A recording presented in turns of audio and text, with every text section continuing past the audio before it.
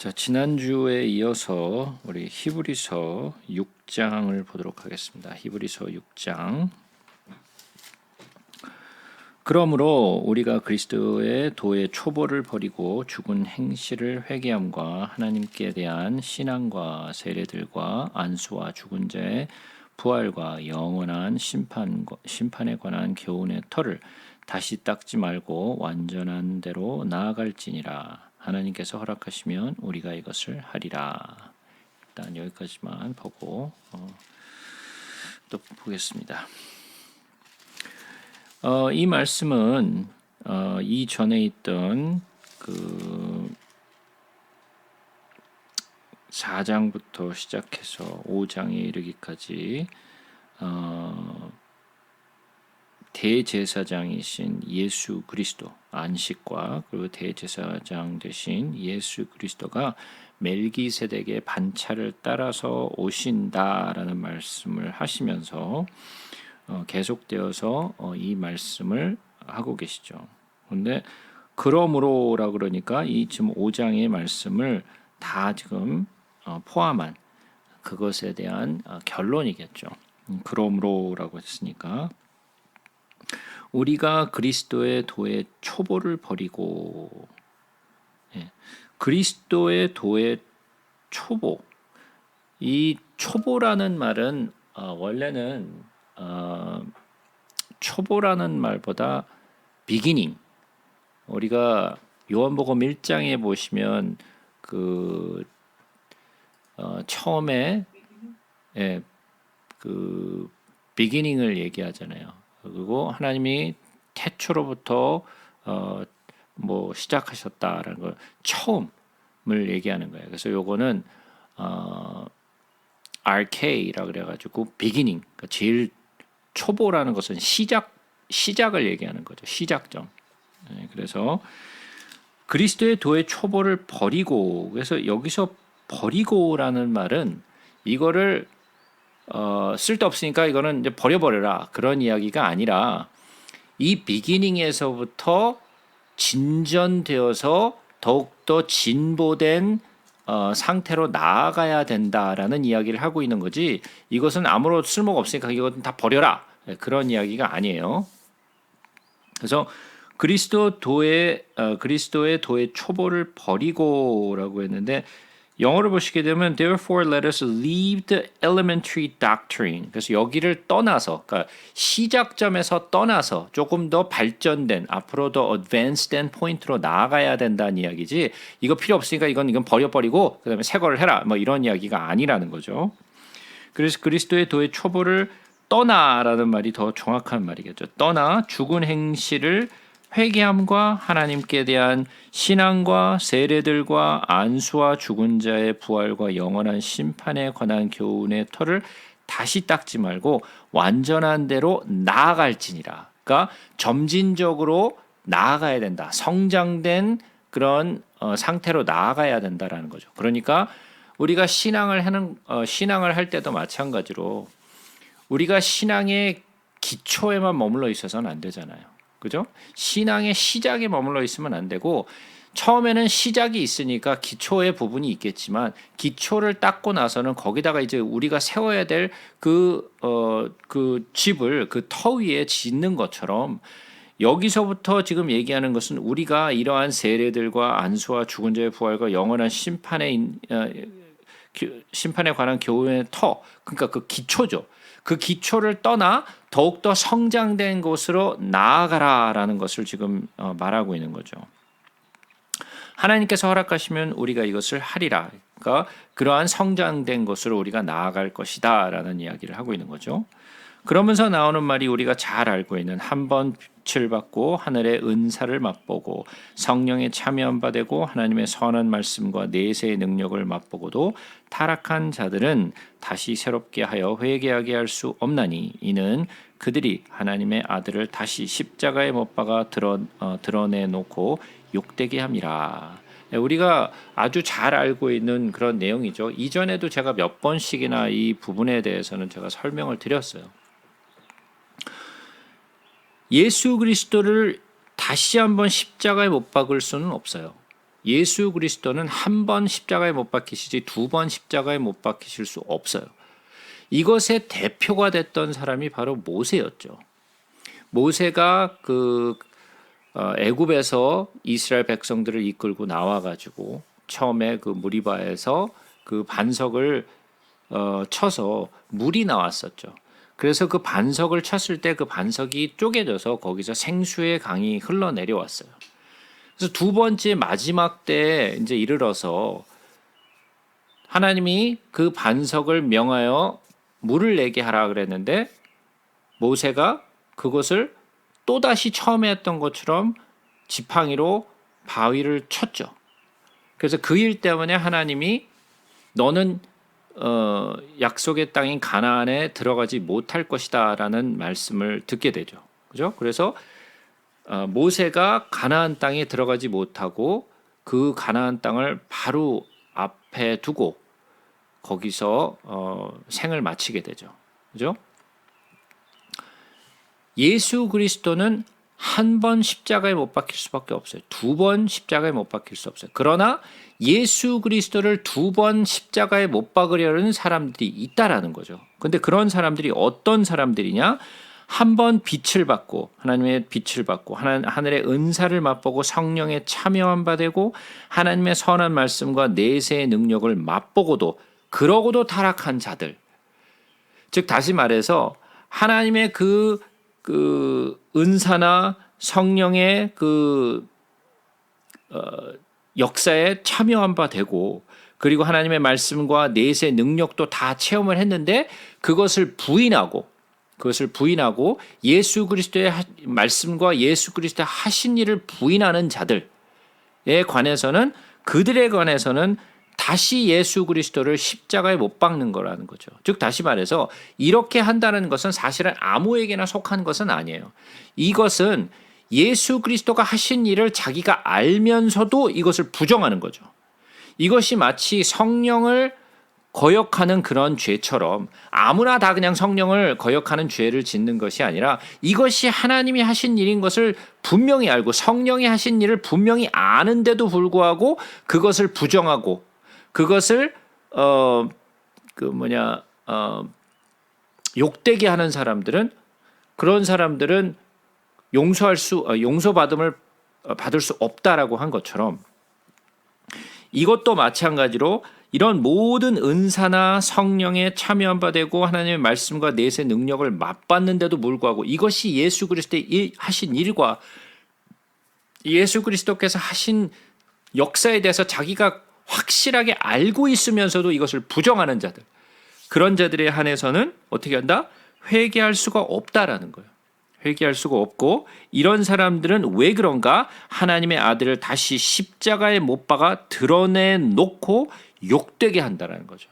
알고 있으면서 이것이 예수 그리스도가 하신 일이라는 것을 알고 있으면서도 예수 그리스도를 다시 십자가에 못 박는 그러한 일을 하는 사람들에 대해서는 절대로 용서받지 못한다라는 것을 지금 얘기하고 있는 거죠.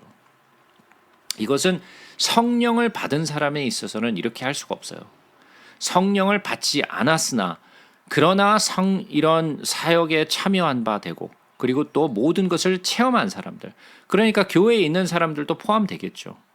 그러나 그들과 성령을 받은 사람들과 함께 동행하면서 그러한 사역을 돕고 함께 했다 할지라도 사도 바울의 그 사역에서 함께 동참했던 사람들 가운데도 떠난 사람들이 있었어요.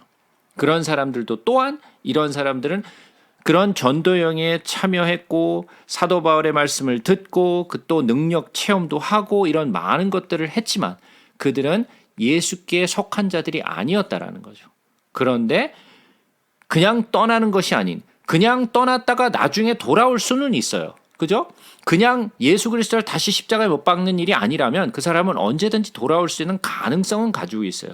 그러나 완전히 예수 그리스도가 하신 일을 부정하고 알면서도 부정하고 그것을 잘못된 것으로 사람들한테 말하는 자들에 한해서는 이런 사람들은 회개할 수가 없다라는 거죠. 이 사람들은 처음부터 예수 그리스도에게 속한 자들이 아니었다라는 거예요. 땅이 그 위에 자주 내리는 비를 흡수하여 밭가는 자들이 쓰기에 합당한 채소를 내면 하나님께 복을 받고 만일 가시와 엉겅퀴를 내면 버림을 당하고 저주에 가까워 그 마지막은 불사름이 되리라. 자, 예수님의 비유에도 씨 뿌리는 자의 비유 가운데 씨를 뿌렸는데 어떠한 씨는 그 길가에 떨어지고 어떤 씨는 돌밭에 떨어지고 어떠한 씨는 옥토에 떨어지기도 해요. 자, 그러면 이 그 땅은 원래부터 준비된 땅인가요? 어떤 사람은 원래 길가 같은 땅, 어떤 사람은 돌짝밭 같은 그런 땅, 어떤 사람은 옥토 같은 땅이 미리 정해져 있어서 그래서 씨가 뿌려지면 그냥 거기서 옥토가 된 사람들은 그냥 거기서 씨를 잘 받아들여서 그 씨가 좋은 열매를 맺고 어떤 사람은 길가 같은 사람이 있어갖고 그 사람은 아무리 씨를 뿌려도 가능성이 없는 사람인가요? 아니면 이러한 것들은 우리가 스스로 밭을 가는 건가요? 어떤 걸까요? 그렇죠? 원래부터 길가에 있는 밭, 옥토 밭이 따로 있는 것이 아니에요. 그죠? 그런 것처럼 땅이 그 위에 자주 내는 비를 흡수해 밭가는 자들이 쓰기에 합당한 채소를 내면 하나님께 복을 받고, 그러니까 옥토가 된 사람들이죠. 하나님의 말씀을 잘 받고 하나님의 말씀을 따라서 순종하며 살아가려고 하는 사람들에 한해서는 그 사람들은 어떻게 해요? 자주 내리는 비를 잘 흡수하죠. 땅이 잘 갈려져 있으니까. 그러나 딱딱한 땅들, 그리고 돌짝밭 같은 그런 길가 같은 그렇게 순종하지 않고 하나님의 말씀을 따르지 않는 사람들에 한해서는 비가 잘 흡수가 되지 않아요. 너무 딱딱하게 돼서. 그죠? 그런 사람들에 한해서는 어때요? 가시와 엉겅퀴 같은 사람들이어서 어때요? 버림을 당하고 저주에 가까워 그 마지막은 불사름이 된다라는 거죠. 그래서 이 내용은 창세기 3장의 말씀과 거의 비슷한 내용이에요. 창세기 3장에는 어떤 내용이 있었죠? 창세기 3장 18절에는 이렇게 말이 쓰여져 있죠. 땅이 내게 가시덤불과 엉겅퀴를 낼 것이라 내가 먹을 것은 밭의 채소인즉 내가 흙으로 돌아가 얼굴에 땀을 흘려야 먹을 것을 먹으리니 내가 그것을 취함을 입었음이라. 자, 그러면 아담이 이렇게 하나님의 말씀을 반역하고 선악과를 따먹었죠. 그리고 하나님께 이러한 말씀을 들었어요. 그리고 그가 에덴 동산에서 쫓겨나가지고 그는 평생 동안 뭘 했어요? 땅을 갈았죠. 평생 동안 900년 동안을 땅을 갈았어요. 그는 열심히 땅을 갈면서 자기의 본 모습을 보았고, 그리고 땅을 갈아야만 그 간 땅에서 나는 씨에서 난 어떤 열매들을 먹고 살았어야 했어요. 그죠? 그러니까 원래 땅은 뭐를 낸다 그랬어요? 가시덤불과 엉겅퀴를 낸다고 했어요. 그러나 그 가시덤불과 엉겅퀴를 뒤집어 엎고 그 밭을 갈아서 채소를 심고 거기서 나는 어떤 수확물을 가지고 먹고 사는 아담과 그 후손이 되었죠. 그러면 그냥 가만히 있으면은 거기서 좋은 채소가 자라는 게 아니죠. 계속해서 매년 땅을 갈고 거기다 씨를 뿌리고 그리고 또 그것을 관리하고 그래서 거기서부터 나는 채소와 또는 거기서 나는 열매들을 먹고 살아야 했어요. 그렇다면 우리에게도 마찬가지로 가만히 있으면 뭐가 나느냐? 엉겅퀴와 가시 덤불을 낸다라는 거죠. 우리의 본 모습, 가만히 있으면 내는 것들이 뭐냐? 가시 덤불과 엉겅퀴예요. 그것이 땅에서부터 나오는 것들이에요. 그러나 가시 덤불과 그 엉겅퀴가 나는 것을 치워버리고 계속해서 땅을 갈면 그 땅에서 갈고 채소를 심어서 거기서 나는 것을 우리가 먹는 것처럼, 그러면 하늘에서 내리는 비가 잘 흡수돼서 그 채소들이 잘 자라게 되죠. 요즘에 제 아내가 밭을 이렇게 옆에다 갈아놨는데 얼마나 열심히 그거를 뭐 물 주고 거기다가 뭐 비료 주고 하는 걸 보냐면 뭐 자기 애기 키우는 것 같아. 막 너무 열심히 아침마다 아침 저녁으로 나와서 물 주고, 예? 거기서 채소가 이렇게 뭐 고추가 나고 뭐 상추가 자라고 파가 자라고 이런 것들 보면서 흐뭇한 거죠. 자기의 수고, 열심히 노력한 그 수고가 거기서부터 나는 것을 보고 이 씨를 뿌린 자는 가슴이 뿌듯한 거죠. 거기서 나라는 채소를 먹고 거기서 나는 이렇게 자라는 것을 보면 기쁜 거죠. 그죠? 그런데 그 땅을 그냥 아무것도 건들지 않고 거기다 비료도 주지 않고 거기다가 물도 주지 않고 그냥 내버려 두면 뭐가 자랄까요? 예, 잡초만 무성하게 자라죠. 거기선 채소가 제대로 자랄 수가 없어요. 땅도 갈아주지 않고 거기다가 비료 주지 않고 땅을 뒤엎지 않으면 거기에는 좋은 채소가 날 수가 없어요. 그런 것처럼 우리의 신앙의 땅, 신앙의 밭도 마찬가지예요. 내가 그냥 가만히 있으면 하나님이 와서 그 밭을 갈아주는 게 아니에요. 그 밭은 누가 가느냐? 우리가 가는 거예요. 예, 내가 가는 거예요. 그러면 밭을 간다는 게 그럼 어떻게 가는 거예요? 예, 뭐 땅의 밭은 뭐 이렇게 뭐 곡괭이로 갈고 뭐 이렇게 뒤집어 엎고 하는 건 우리가 뭐 할 수 있겠는데 우리의 마음 밭은 어떻게 가는 거예요? 그렇죠. 하나님의 말씀을 가까이 하고, 그죠? 하나님의 말씀을 가까이 하고 내가 주께 가까이 가기를 애써야 되겠죠. 그러한 노력과 그러한 열심이 없이는 절대로 내 땅이 좋은 땅이 될 수가 없어요. 그러니까 우리의 삶 속에서 내가 옥토냐 아니면 돌짝밭이냐 아니면 길가냐 이러한 것들은 내가 어떻게 하느냐에 따랐어요. 내가 잘 내 땅의 밭을 잘 가꾸느냐 아니면 그냥 내버려두고 세상으로 돌아가서 세상에서 하고 싶은 것들을 하느냐. 그것은 누구의 선택이냐면 우리 개개인의 선택이에요. 그죠? 그러니까 우리가 항상 기억하고 있어야 될 것은 이것은 하나님이 나를 대신해서 밭을 갈아주는 게 아니에요. 그리고 이것은 하나님을 탓할 수도 없어요. 왜? 땅을 우리에게 주셨지만 이 땅을 관리하는 것은 누구예요? 나예요. 아담에게 뭐라고 하셨죠? 너는 이 땅을 다스리라 말씀하셨죠. 그죠? 땅을 다스리는 거예요. 그 권세를 우리에게 주셨어요. 하나님이 내가 갈아줄 테니까 너는 그냥 알아서 가만히 있으면 내가 갈아줄 테니까 너는 그거에서 먹어. 이게 아니었다고요. 우리에게 그 권세를 허락하셨고 우리가 해야 될 일이에요. 그러니까 내가 아무것도 하지 않은 상태에서 열매를 맺기를 기대하고 내가 채소가 나기를 기대하고 있다면 그거는 잘못된 기대겠죠. 그런데 수많은 사람들이 그것에 대해서는 열심을 내지 않아요.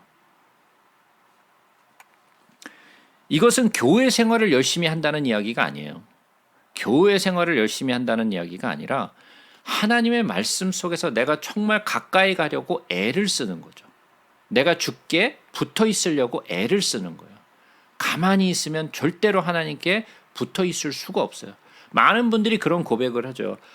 요즘은 하나님을 사랑하는 마음이 좀 많이 식었어요. 왜 식었을까요? 예? 왜 식었을까요? 내가 열심히 하나님께 붙어 있으려고 정말 말씀을 묵상하고 하나님을 정말 가까이 하려고 기도하고 그러고 있는데 그렇게 갑자기 확 식어버렸을까요? 아니면 아무것도 하지 않고 그냥 가만히 있으니까 세상의 일을 하고 있으니까 식은 걸까요? 예, 세상의 일을 하고 있으니까 당연히 식을 수밖에 없어요. 그건 어쩔 수가 없는 거예요. 우리가 밥을 먹지 않으면 배가 고파지는 것처럼 우리가 말씀으로부터 떠나 있으면 우리는 배고픔을 느낄 수밖에 없어요. 그런데 계속 안 먹어. 그러면 어떻게 될까요? 영양실조에 걸리겠죠. 예? 몸이 연약해질 수밖에 없겠죠. 예. 그것은 당연한 이치예요. 근데 우리는 육체적으로는 그것이 그러한 사이클로 돌아간다는 걸 뻔히 아는데 혼이나 영은 우리가 보이는 것이 아니기 때문에 그것에 대해서는 굉장히 소홀해요. 그건 안 해도 되는 것처럼 생각을 해요. 절대로 그렇지 않아요. 그래서 우리가 가만히 있으면 내가 내는 것은 가시와 엉겅퀴를 낸다. 아무것도 내지 않고 가만히 있으면 가시와 엉겅퀴를 내고 그러면 버림을 당하게 되고 저주에 가까워 그 마지막은 불사름이 되리라. 그것은 우리가 한 번도 내 땅을 갈지 않은 사람들에 대한 이야기죠. 그죠? 사랑하는 자들아, 우리가 이같이 말하나 너희에게는 이보다 더 좋은 것, 곧 구원에 속한 것이 있음을 확신하노라. 자, 하나님의 율법을 따르는 것보다 더 중요한 것이 뭐예요? 구원이죠. 그죠? 구원이에요. 더 좋은 것, 그것이 바로 구원에 속한 것이라는 거죠. 하나님은 불의하지 아니하사. 이것은 뭐죠? 하나님의 속성이죠. 제가 늘 말씀드렸고 그리고 처음부터 제가 말씀드렸던 내용이죠. 하나님은 무엇이든지 다 하실 수 있다? 네, 그렇지 않다라고 제가 말씀드렸어요. 하나님의 속성 안에서 하나님은 모든 일을 하실 수 있다라는 것이 맞다라고 그랬어요. 그렇기 때문에 하나님은 불의하지 아니하세요. 하나님은 불의하실 수가 없어요. 불의하려고 해도 하실 수가 없어요. 왜? 그것이 하나님의 속성이기 때문에. 그 속성을 벗어나실 수 없어요. 그러니까 하나님이 하실 수 없는 것들이 있다라는 것을 이해하는 것이 굉장히 중요해요. 너희 행위와 그 이름을 위하여 나타낸 사랑으로 이미 성도를 섬긴 것과 이제도 섬기고 있는 것을 잊어버리지 아니하시느니라. 그러니까 너희의 행위와 그 이름을 위하여 나타낸 사랑을 그리고 성도를 섬기고 있는 것을 하나님이 잊지 않는다라는 거예요. 우리는 그냥 하고 그것은 우리는 잊어버릴 수 있어요. 그러나 하나님은 그것을 잊지 않으신다라는 거예요. 우리가 간절히 원하는 것은 너희 각 사람이 동일한 부지런함을 나타내어 끝까지 소망의 풍성함에 이르러 게으르지 아니하고 믿음과 오래 참음으로 말미암아 약속들을 기업으로 받는 자들을 본받는 자가 되게 하려는 것이니라. 자, 여기서 너희 각 사람이, 이건 각 사람이에요. 개개인을 얘기하는 거예요. 동일한 부지런함을 나타내어 끝까지 소망의 풍성함을 함에 이르러 게으르지 아니하고. 하나님이 지극히 싫어하시는 게 뭐냐? 게으른 거야. 게으른 거. 자, 그러면 뭐가 게으른 걸까요? 네? 뭐가 게으른 걸까요?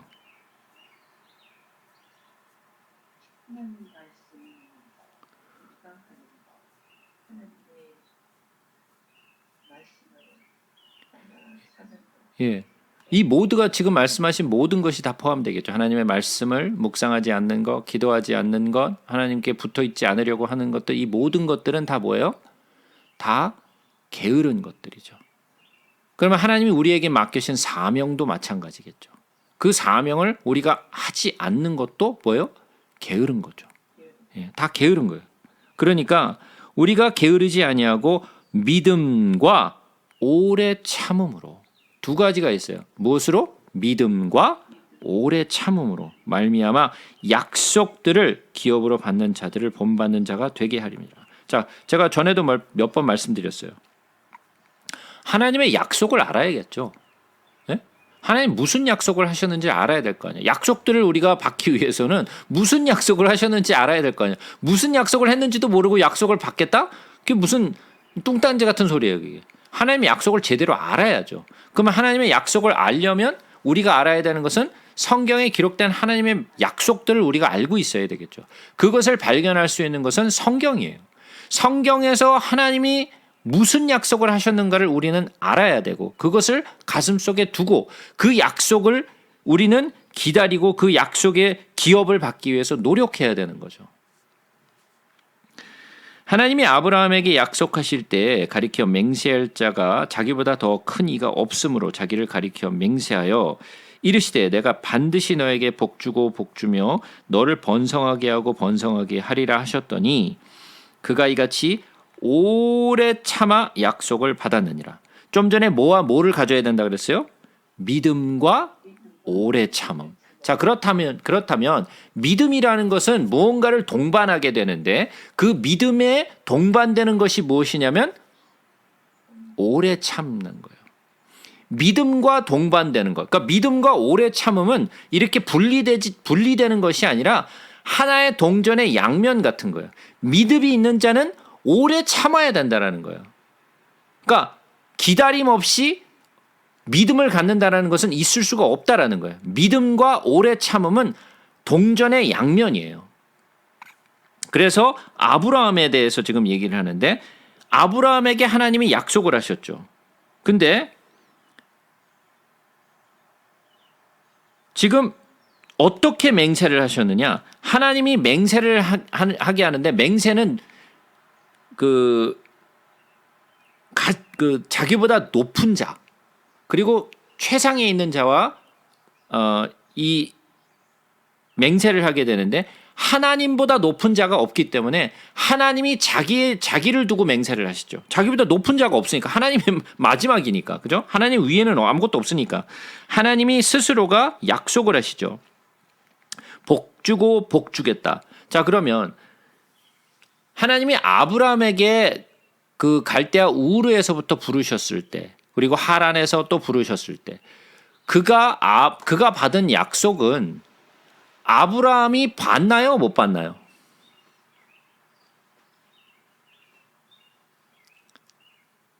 아브라함이 보지 못했죠. 하늘의 별과 같은 걸 보지 못했어요. 그죠? 하나님이 자 하늘을 보라. 내가 네 자손을 이 하늘의 별같이 많도록 주겠다 그랬는데 그걸 아브라함은 못 봤어요. 그죠? 아브라함은 뭘 봤느냐? 이삭 봤어. 그죠? 자 그러면 이스마엘은 자기 스스로의 욕심을 따라서 난 자이기 때문에 하나님의 약속을 따라서 난 자가 아니잖아요. 이삭만이 하나님의 약속을 따라서 난 자잖아요. 그러면 하나님의 약속을 따라서 난 자, 즉 다시 말해서 이삭은 아브라함이 본 유일한 자손이었어요. 그렇다면 하나님이 그에게 약속하셨던 것을 그가 보지는 못했어요. 그러나 그는 믿었어요. 아브라함은 하나님이 그에게 약속하신 것을 믿었다라는 거예요. 자기는 보지 못했지만 믿었다라는 거죠. 자기가 죽을 때까지 보지 못했지만 믿었다라는 거예요. 그것이 바로 믿음이라는 거예요. 내가 눈으로 보지는 못했지만 믿는 것, 보지 못한 것을 믿는 것, 그것이 믿음이라는 거죠.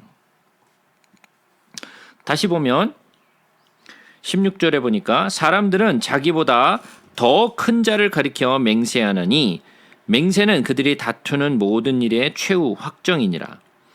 하나님은 약속을 기업으로 받는 자들에게 그 뜻이 변하지 아니함을 충분히 나타내시려고 그 일을 맹세로 보증하셨나니 이는 하나님이 거짓말을 하실 수 없는 이 두 가지 변하지 못할 사실로 말미암아 앞에 있는 소망을 얻으려고 피난처를 찾은 우리에게 큰 안위를 받게 하려 하심이라.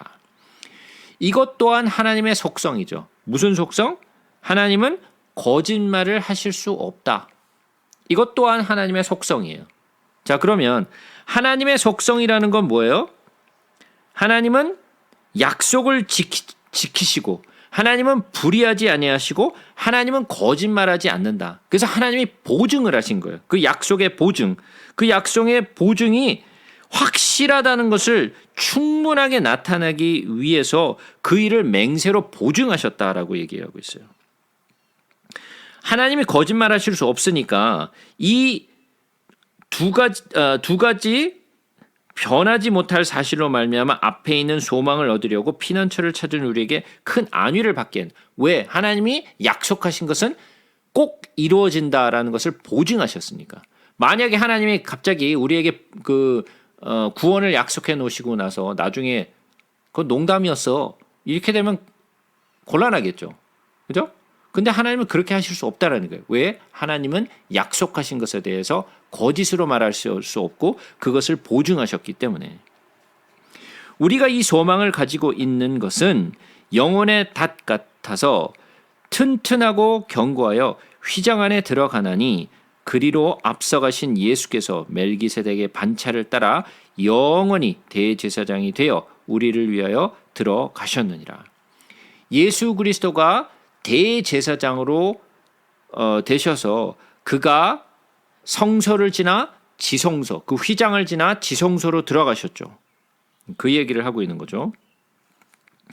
7장 이 멜기세덱은 살렘 왕이요 지극히 높으신 하나님의 제사장이라. 여러 왕을 쳐서 죽이고 돌아오는 아브라함을 만나 복을 빈 자라. 아브라함이 모든 것의 10분의 1을 그에게 나누어 주니라. 그 이름을 해석하면 먼저는 의의 왕이요 그 다음은 살렘 왕이니 곧 평강의 왕이요 아버지도 없고 어머니도 없고 족보도 없고 시작한 날도 없고 생명의 끝도 없어 하나님의 아들을 닮아서 항상 제사장으로 있느니라. 우리가 창세기의 내용을 보시면 아시겠지만 멜기세덱은 이 사람이 어디서부터 왔는지 누구인지 아무런 얘기가 없이 갑자기 어딘가에서 뚝 떨어져서 그가 아브라함을 축복하고 또 아브라함으로부터 그가 그 10분의 1을 그 10분의 1의 그 재물을 받게 돼요. 그 이후로 이 멜기세덱이 어떻게 됐는지에 대해서 나오지도 않죠. 단지 기록된 것은 뭐예요? 그의 이름 멜기세덱. 멜기세덱은 의의 왕이죠. 그죠? 이것은 제가 창세기를 제가 할 때 말씀을 드렸어요. 멜기세덱이라는 그 이름의 뜻이 의의 왕이라고 제가 말씀을 드렸어요. 그리고 살렘 왕, 샬롬, 평화의 왕가 예수 그리스도, 의의 왕이요, 평강의 왕이요, 예수 그리스도를 마치 증거하는 것처럼. 자, 그러면 10분의 1을 받는 사람은 자기보다 더 높은 자에게 그것을 드리는 거예요. 그러면 그 아브라함이 지금 무슨 이야기를 하고 있느냐? 야, 너희들은 아브라함이 너희들의 조상이라고 얘기하는데 그 너희들의 조상인 아브라함이 멜기세덱에게 10분의 1을 드렸다면 그는 아브라함보다 더 높은 자 아니냐라는 것을 지금 설명하고 있는 거예요. 그래서 이 멜기세덱은 마치 예수 그리스도가 대제사장 되신 것처럼 어디서부터 왔는지, 그가 족보도 없고 아버지도 없고 어머니도 없고 시작한 날도 없고 생명의 끝도 없어서 예수 그리스도와 너무 닮았다. 그래서 예수 그리스도가 이 땅에 오셨을 때 멜기세덱의 반차를 따라서 오셨다라고 이야기를 하고 있는 거죠. 그러니까 4절에 보면 이 사람이 얼마나 높은가를 생각해 보라. 자, 그러니까 아브라함과 멜기세덱을 지금 비교하고 있는 거죠. 너희들이 지금 아브라함이 너희들의 믿음의 조상이요, 너희들의 모든 것의 조상이라고 얘기를 하는데 그 너희들의 가장 조상되는 아브라함이 멜기세덱에게 엎드려서 그에게 그 축복을 받고 그에게 10분의 1을 드렸다면 멜기세덱은 훨씬 더 높은 자 아니냐. 그런데 그 예수 그리스도는 바로 멜기세덱의 반차를 따라서 오신 분이다. 그러면 너희가 아브라함과 멜기세덱의 반차를 따라서 오신 예수를 비교할 수 있겠니? 라고 지금 이 저자가 이야기를 하고 있는 거죠. 이 사람이 얼마나 높은가를 생각해보라. 조상 아브라함도 노량물 중 10분의 1을 그에게 주었느니라. 레위의 아들들 가운데 제사장의 직분을 받은 자들은 율법을 따라 아브라함의 허리에서 난 자라도 자기 형제인 백성에게서 10분의 1을 취하라는 명령을 받았으나 레위 족보에 들지 아니한 멜기세덱은 아브라함에게서 10분의 1을 취하고 약속을 받은 그들을 위하여 복을 빌었나니 논란의 여지 없이 낮은 자가 높은 자에게서 축복을 받느니라. 즉 다시 말해서 제가 좀 전에 말씀드린 것처럼 지금 이스라엘 백성들은 아브라함은 우리 믿음의 조상이다. 그리고 우리 민족의 조상이라고 지금 얘기하는데 너희는 아브라함보다 훨씬 더 높은 멜기세덱을 생각하라는 거죠. 그러면서 뭐라고 얘기냐? 그뿐만이 아니라 너희들이 또 율법과 제사장에 대해서 얘기하는데 아브라함이 멜기세덱에게 축복을 받고 그리고 또 10분의 1을 드렸을 때 그 아브라함의 허리에 누가 있었느냐? 그의 후손되는 레위가 있었다. 레위는 누구예요? 레위는 모든 제사장의 아버지죠. 모세도 또 아론도 그리고 아론을 따라서 나오는 모든 대제사장들은 누구의 자손이냐면 레위의 자손이잖아요. 그러니까 레위가 대제사장의 최고의 아버지죠. 근데 그 레위조차도 아브라함이 멜기세덱에게 축복을 받고 10분의 1을 드렸을 때 그의 허리 속에서 그 일을 한 사람이다. 그러니까 너희들이 얘기하고 있는 그 대제사장뿐만 아니라 아브라함도 마찬가지로 이 멜기세덱에 대해서는 모두가 그 앞에 엎드릴 수밖에 없지 않았느냐. 그랬던 그 멜기세덱은 누구를 상징한 것이냐? 바로 예수 그리스도를 상징한 것이었다. 그래서 예수 그리스도가 멜기세덱의 반차를 따라서 오신 분이기 때문에 너희들이 얘기하고 있는 그 아브라함이나 또는 너희들이 얘기하고 있는 그 모든 제사장이나 레위에 이르기까지 모든 이가 아브라함의 허리 속에서 그 모든 일을 행한 것이다라는 것을 지금 이야기를 하고 있는 거죠. 그러니까 7절에 뭐라 그래요? 논란의 여지 없이 낮은 자가 누구예요? 아브라함과 레위와 또 그 후손들인 아론과 그 대제사장들을 모두 포함한 거죠. 그러니까 그들은 다 낮은 자라는 거예요.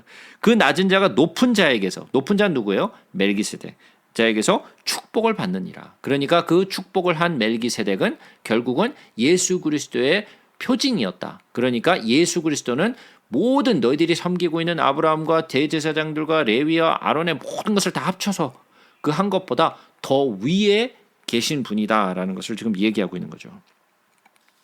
또 여기는 죽을 자들이 10분의 1을 받으나 저기는 산다고 증거를 얻은 자가 받느니라. 또 10분의 1을 받는 레위도 아브라함으로 말미암아 10분의 1을 바쳤다고 할 수 있나니 이는 멜기세덱이 아브라함을 만날 때에 레위는 이미 자기 조상의 허리에 있었습니다. 제가 지금 좀 전에 말씀드린 그 얘기죠. 레위 계통의 제사 직분으로 말미암아 온전함을 얻을 수 있었으면 백성이 그 아래서 율법을 받았으니 어찌하여 아론의 반차를 따르지 않고 멜기세덱의 반차를 따르는 다른 한 제사장을 세울 필요가 있느냐.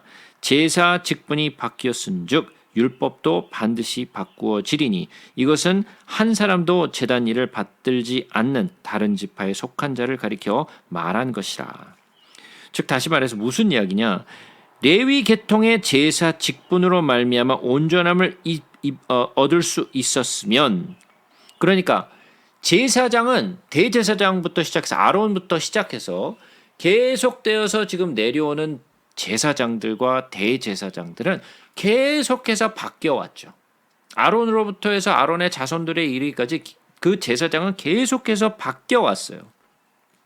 그러니까 그 제사장은 완전하지 않다. 계속돼서 아론의 반차를 따라서 나왔는데, 그러나 멜기세덱은 그 자손을 통해서 계속 그 제사장이 내려온 게 아니지 않냐. 멜기세덱은 단 한 사람이었고 그에 대한 자손에 대한 이야기도 없고 그는 영원한 대제사장으로 변치 않고 한 사람이었지만 너희들의 대제사장과 나머지 제사장들은 계속해서 변해오지 않았느냐. 그러니까 변한다라는 것은 뭐냐? 완전하지 않다라는 것을 얘기하는 것이다 라는 것을 지금 강조하고 있는 거죠. 그래서 제사 직분이 계속해서 이어져서 바뀌었은즉 율법도 반드시 바꾸어지리니 이것은 한 사람도 제단의 일을 받들지 않는 다른 지파에 속한 자들을 가리켜 말한 것이다. 우리 주께서는 유다로부터 나신 것이 분명하도다. 예수 그리스도는 레위 지파에서 나온 것이 아니죠. 예수 그리스도는 유다 지파를 통해서 나오셨죠. 유다로부터 나신 것이 분명하도다. 이 지파에는 모세가 제사장들에 관하여 말한 것이 하나도 없고 멜기세덱과 같이 별다른 한 제사장이 일어난 것을 보니 더욱 분명하도다. 그러니까 예수 그리스도는 레위 지파를 통해서 그 아론의 반차를 따라서 내려오신 분이 아니라 예수 그리스도는 유다 지파에서 나오신 분인데 유다 지파에서는 제사장이나 제사장이 나올 수가 없죠. 제사장은 아론의 후손만이 될 수 있으니까. 그러니까 아론의 반차를 따라서 오신 분이 예수가 아니라 멜기세덱의 반차를 따라서 오신 분이 예수다라는 것을 지금 얘기하는 거죠. 그러니까 분명히 너희들의 제사장들과는 이렇게 분리되어 있는 완전히 다른 종류의 완전한 제사장이다라는 것을 얘기하고 있는 거죠. 그는 육신에 속한 한 계명의 법을 따르지 아니하고 오직 불멸의 생명의 능력을 따라 되었으니 증언하기를 내가 영원히 멜기세덱의 반차를 따르는 제사장이라 하였도다 그랬죠. 이것은 시편 114편에 나오는 이야기죠. 그러니까 이전에 이미 예언되어 있었던 것이라는 거죠. 영원히 멜기세덱의 반차를 따르는 제사장은 누구예요? 예수 그리스도라는 거죠. 전에 있던 계명은 연약하고 무익함으로 패하고 율법은 아무것도 온전하게 못할지라 이에 더 소망이 생기니 이것으로 우리가 하나님께 가까이 가느니라. 그러니까 율법은 완전하지 않은 거죠. 율법은 불완전한 거예요. 율법은 버릴 것이라는 것이 아니라 율법은 완전하지 않다라는 거예요. 율법은 완전하지 않은데 그 율법이 완전하지 않은데 그것보다 더 좋은 소망, 더 좋은 소망은 뭐예요? 예수 그리스도. 예수 그리스도가 더 좋은 소망이죠. 그래서 율법이 아닌 더 좋은 소망으로 우리가 하나님께 가까이 가는데 또 예수께서 제사장 되신 것은 맹세 없이 된 것이 아니니 그들은 맹세 없이 제사장이 되었으니 오직 예수는 자기에게 말씀하신 이로 말미암아 맹세로 되신 것이라. 주께서 맹세하시고 뉘우치지 아니하시리니 내가 영원히 제사장이라 하셨도다. 이것 또한 시편 114편에 나와 있는 이야기죠. 이와 같이 예수는 더 좋은 언약의 보증이 되셨느니라. 약속뿐만이 아니라 뭐예요? 약속의 보증이 되셨다. 그냥 약속한 것으로 되는 것이 아니라 약속이 꼭 이루어진다는 것을 보증하셨다라는 거예요. 그가 바로 예수시다. 제사장 된 그들의 수요가 많은 것으로 죽음으로 말미암아 항상 잊지 못함이로되. 그러니까 제사장들은 계속 대대를 이어서 나왔으니까 영원하지 않고 계속 바뀌었잖아요. 그러니까 그 수요가 많다는 것은 한번 세워봐라. 너희들의 조상이 되었던 그 대제사장들이 도대체 몇 명이었냐? 한두 명이 아니라는 거죠. 수많은 제사장들이 있었다라는 거예요. 수요가 많은 것은 죽음으로 말미암아 항상 잊지 못할. 이것은 영원한 것이 아니라는 거죠. 계속 죽음으로 대가 이어지고 계속 내려온다는 것은 완전하지 않다라는 것을 지금 얘기하는 거예요. 그러나 예수는 영원히 계심으로 그 제사장 직분도 갈리지 아니하니라. 예수님은 그 다음 세대를 통해서 계속 제사장이 나오는 게 아니죠.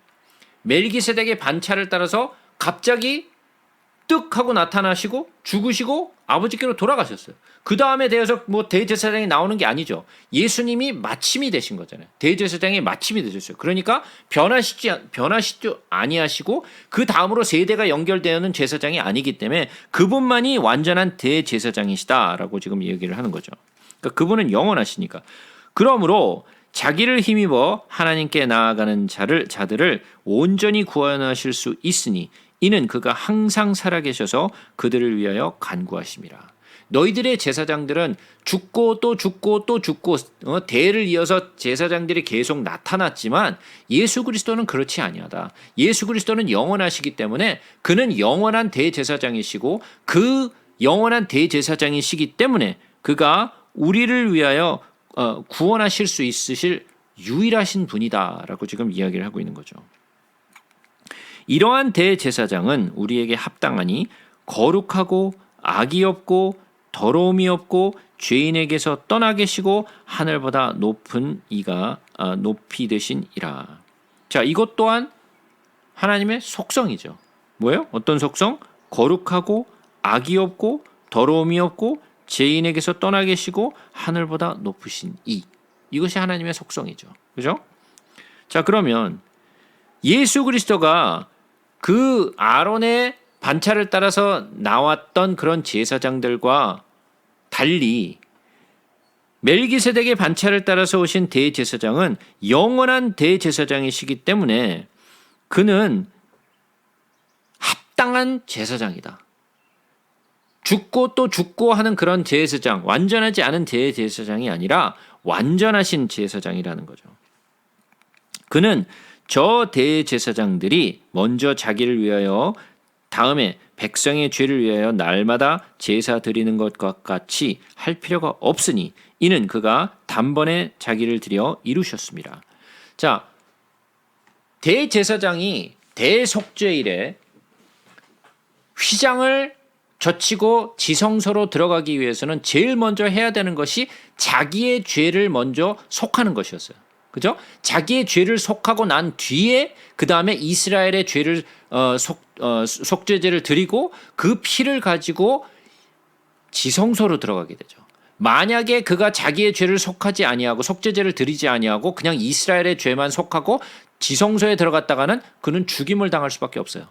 그죠? 그것도 그 대제사장은 매년 그 일을 했어야 했어요. 그러니까 그 한 대제사장뿐만이 아니라 그 대를 이어서 나오는 모든 대제사장이 그 일을 똑같이 하지 않았느냐.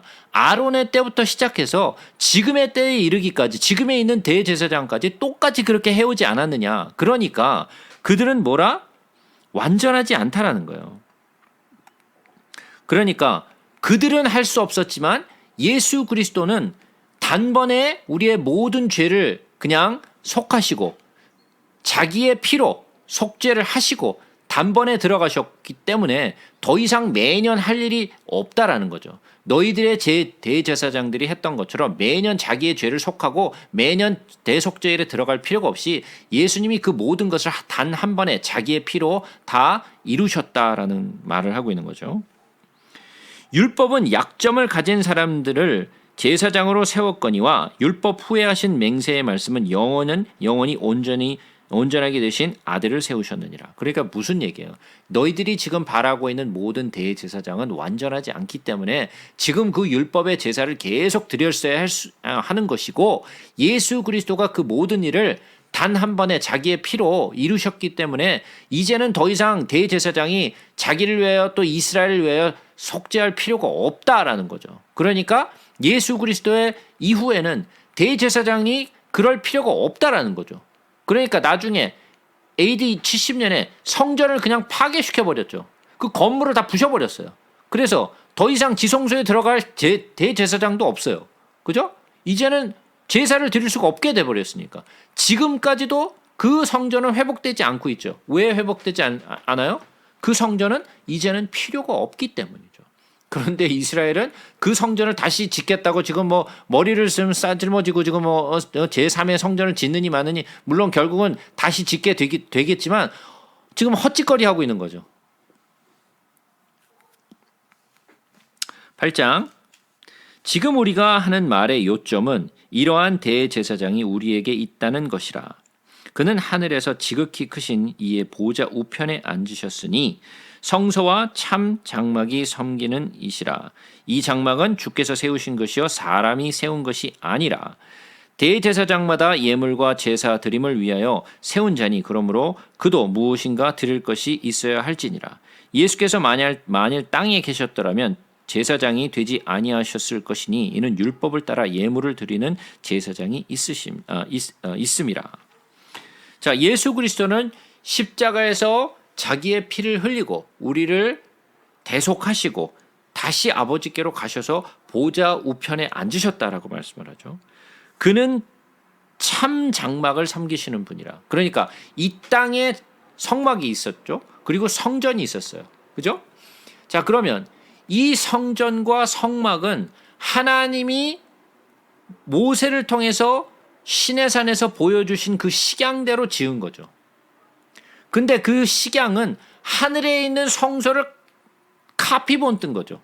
그러니까 그것이 오리지널이 어디예요? 오리지널은 하늘에 있는 성소죠. 그런데 땅에 있는 성소나 또는 이 성전은 하늘에 있는 것을 본을 따서 만든 사람의 손으로 만든 성소와 성전이죠. 그죠? 그러니까 예수 그리스도께서 만약에 땅에 계속 계셨더라면 그것은 아무런 의미가 없다라는 거죠. 왜 이 땅에 지금 제사를 드리는 그런 대제사장들이 있는데 예수님이 뭐하러 그것 때문에 오셨겠냐? 그것 때문에 오신 것이 아니라 사람이 세우지 않은 그 성전, 하늘 성전을 위하여 자기 피를 들이셨다는 거죠. 5절에 보니까 그들이 섬기는 것은 하늘에 있는 것의 모형과 그 하늘 성전이죠.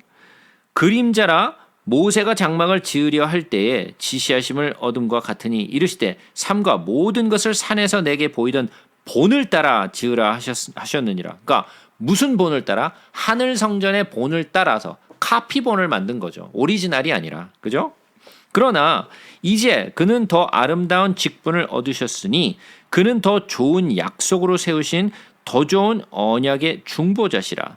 저 첫 언약이 무흠하였더라면 둘째 것을 요구할 일이 없으려니와 그들의 잘못을 지적하여 말씀하시되 주께서 이르시되 볼지어다 날이 이르리니 내가 이스라엘 집과 유다 집과 더불어 새 언약을 맺으리라. 또 주께서 이르시기를 이 언약은 내가 그들의 열조의 손을 잡고 애굽 땅에서 인도하여 내던 날에 그들과 함께 맺은 언약과 같이 아니하도다. 그들은 내 언약 안에 머물러 있지 아니하므로 내가 그들을 돌보지 아니하였노라. 또 주께서 이르시되 그날 후에 내가 이스라엘 집과 맺을 언약은 이것이니 내 법을 그들의 생각에 두고 그들의 마음에 이것을 기록하리라. 나는 그들에게 하나님이 되고 그들은 내게 백성이 되리라.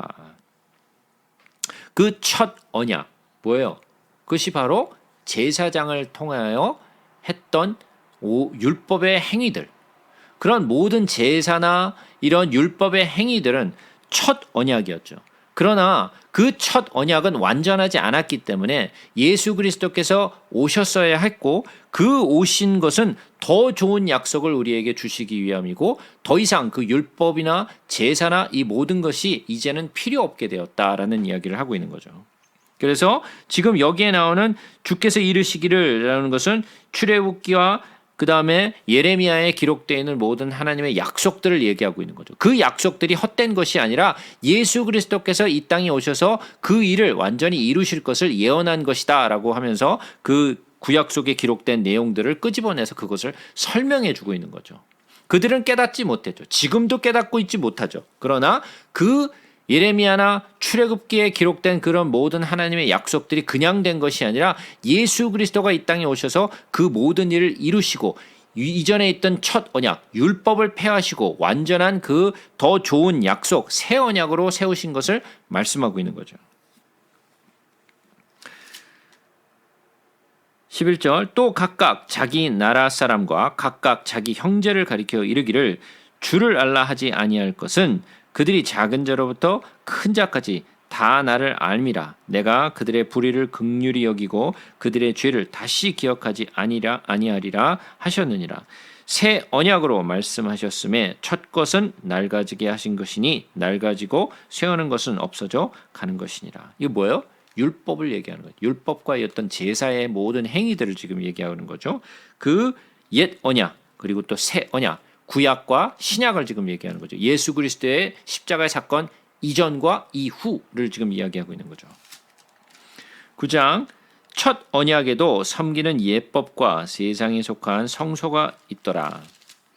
예비한 첫 장막이 있고 그 안에 등잔대와 상과 진설병이 있으니 이는 성소라 일컫고 또 둘째 휘장 뒤에 있는 장막을 지성소라 일컫나니 금향로와 사면을 금으로 싼 언약궤가 있고 그 안에 만나를 담은 금 항아리와 아론의 쌍난 지팡이와 언약의 들판들이 있고 그 위에 속죄소를 덮는 영광의 그룹들이 있으니 이것들에 관하여는 이제 낱낱이 말할 수 없노라. 자, 우리가 출애굽기를 하면서 그 성막에 대해서 열심히 잘 배웠죠. 그렇죠? 그리고 성막의 구조에 대해서는 이제 더 이상 뭐 제가 설명할 필요 없이 머릿속에 아마 이렇게 이제는 각인되셨을 거예요. 뭐 들어가서 그 동쪽 문으로 들어가서 성막의 문을 들어가고 그 성막의 문을 들어가면 제일 먼저 마주치는 게 뭐죠? 번제단이죠. 그죠? 번제단을 먼저 만나게 되고 번제단 뒤에는 뭐가 있어요? 물두멍이 있죠. 물두멍을 손과 발을 씻고 그 다음에 지나서 어디를 들어가게 되죠? 성소로 들어가겠죠. 그래서 성소의 문이 있죠. 성소의 문을 열고 들어가면 오른쪽에는 떡상, 왼쪽에는 금촛대, 바로 앞에는 향단이 있죠. 그죠? 그래서 향단이 있어요. 그 향단 뒤에는 휘장이 있고, 그죠? 그 휘장을 지나서 뒤에 있는 것은 뭐라? 지성소가 있죠. 그래서 지성소 안에는 법궤가 있죠. 그 법궤는 하나의 박스죠. 그죠? 하나의 박스인데 그 법궤 안에는 뭐가 있어요? 예, 아론의 쌍난 지팡이, 한 오멜을 담은 금 항아리, 그 다음에 돌판. 근데 실제적으로 그 안에 있었던 것은 돌판만 있었죠. 사실은 그 아론의 쌍난 지팡이나 그리고 또 한 오멜의 그 만나는 그 앞에다 두었다라고 얘기를 하죠. 그러나 이 모든 것은 그 안에 있는 법궤 안에 있는 것으로 다 보고 그 다음에 그 법궤의 뚜껑은 뭐라고 부르죠? 시은자 또는 속죄소. 그래서 그 뚜껑이 있어서 그 뚜껑을 딱 닫죠. 그 뚜껑 위에는 뭐가 있죠? 그 뚜껑 위에는 양쪽에 그룹이 있죠. 그룹의 모양이 있죠. 그래서 그룹이 서로 이렇게 날개를 펴고 마주하고 있고 얼굴을 서로 마주보고 눈은 아래를 바라보고 있죠. 그래서 그 속죄소 위에 피를 뿌리죠. 예? 그래서 이 모든 것들은 하나의 모형이죠. 하나의 모형이에요. 그래서 그 법궤 아래 담아놓은 돌판이나 아론의 쌍난 지팡이나 그 한 오멜을 담은 그 금 항아리나 그 모든 것은 뭐라고 얘기를 했어요? 우리들의 죄라고 얘기를 했죠. 우리들의 죄, 그 세 가지의 다른 죄들을 상징한다라고 얘기했어요. 그 죄들을 덮어버렸죠. 속죄소와 시운자로 그 뚜껑으로 덮어버렸어요. 그리고 그 위에 피를 뿌리죠. 그 법궤의 뚜껑은 열지 않는다 그랬어요. 그 법궤 뚜껑을 열었다가는 완전히 죽임을 당하게 되죠. 그래서 법궤 뚜껑은 절대로 여는 것이 아니에요. 절대로 열지 않고 그 위에 그냥 피를 뿌리게 되죠. 이런 모든 것들은 율법 속에 그리고 모세에게 주었던 모든 율법의 그 성소에 기록된 모든 율법의 내용이에요. 그래서 지금 그것에 대해서 지금 낱낱이 말할 수 없나. 왜 너희들이 다 잘 알고 있지 않느냐라고 좀 얘기하는 거죠. 이 모든 것을 이같이 예비하였으니 제사장들이 항상 첫 장막에 들어가 섬기는 예식을 행하고 오직 둘째 장막은 대제사장이 홀로 1년에 한 번 들어가되 자기와 백성의 허물을 위하여 드리는 피 없이는 아니하나니 성령이 이로써 보이신 것은 첫 장막이 서 있을 동안에는 성소에 들어가는 길이 아직 나타나지 아니한 것이라. 그러니까 그 지성소에 들어가는 것은 대제사장이 대속죄일 단 하루만 들어가죠. 그죠? 그 이후에는 제사장이나 대제사장이 거기 들어갈 일이 없어요. 물론 성소에는 매일 들어가죠. 그죠? 매일 들어가서 금초 때에 불을 켜고 그리고 또 향단에 그 향을 뿌리고 하는 일은 계속되고 일주일에 한 번씩 안식일에 떡을 드리고 또 내오고 성소에는 뭐 들락달락 제사장들이 들락달락하지만 지성소에는 1년에 딱 한 번밖에 안 들어가죠.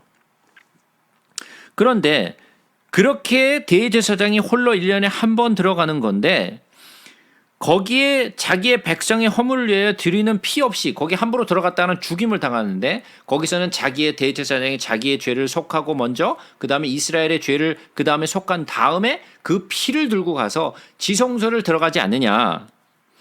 그런데 이렇게 된 것은 첫 장막 모세가 세웠던 그 성막이나 또 그 솔로몬이 세웠던 성전이나 이 모든 성전의 모든 것들은 아직도 성소에 들어가는 길이 나타나지 않았다. 이건 정확한 길이 아니었다. 이건 가짜였다. 이거는 모형이었다라는 것을 얘기하고 있어요.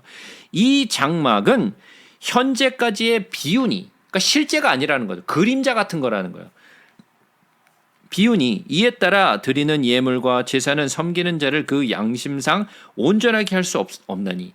왜? 온전하게 할 수 있었으면 매년 그 일을 할 필요가 없겠죠. 온전하게 하지 못했기 때문에 매년 그 대속죄일에 들어가서 속죄를 해야 되는 거죠. 그죠? 완전하지 않기 때문에 우리가 계속 그 일을 해온 것이 아니냐 지금 이야기를 하는 거죠. 그래서 이 장막의 이 모습은 현재까지의 비유다.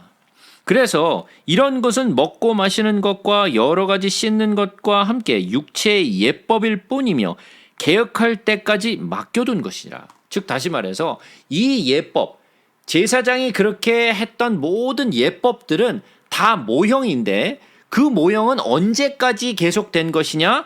진짜 개혁될 때까지, 진짜가 올 때까지 그냥 있었던 것이다. 모형으로 있었던 것이다 라는 거죠. 그 진짜 그 개혁은 뭐예요?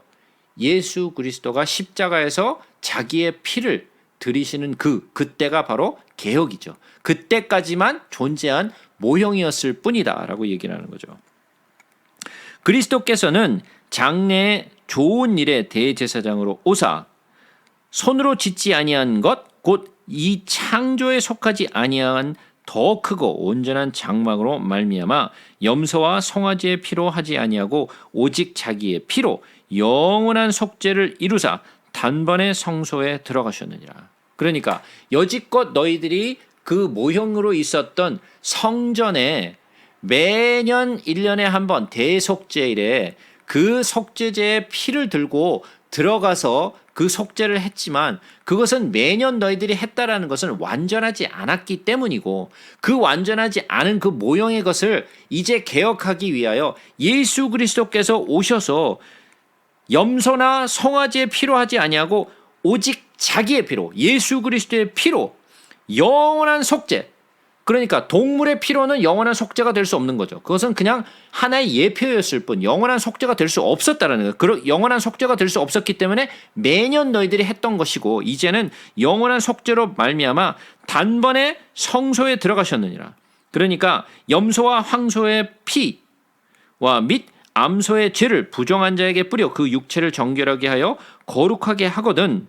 그때 그 피와 그 드렸던 그 속죄제의 죄를 물에 이렇게 풀어가지고 그 죄를 뿌려서 정결케 했었죠. 그것은 민수기에 나오는 그 죄가 어떻게 정결하게 하는가를 설명했죠. 민수기 19장에 나와 있죠.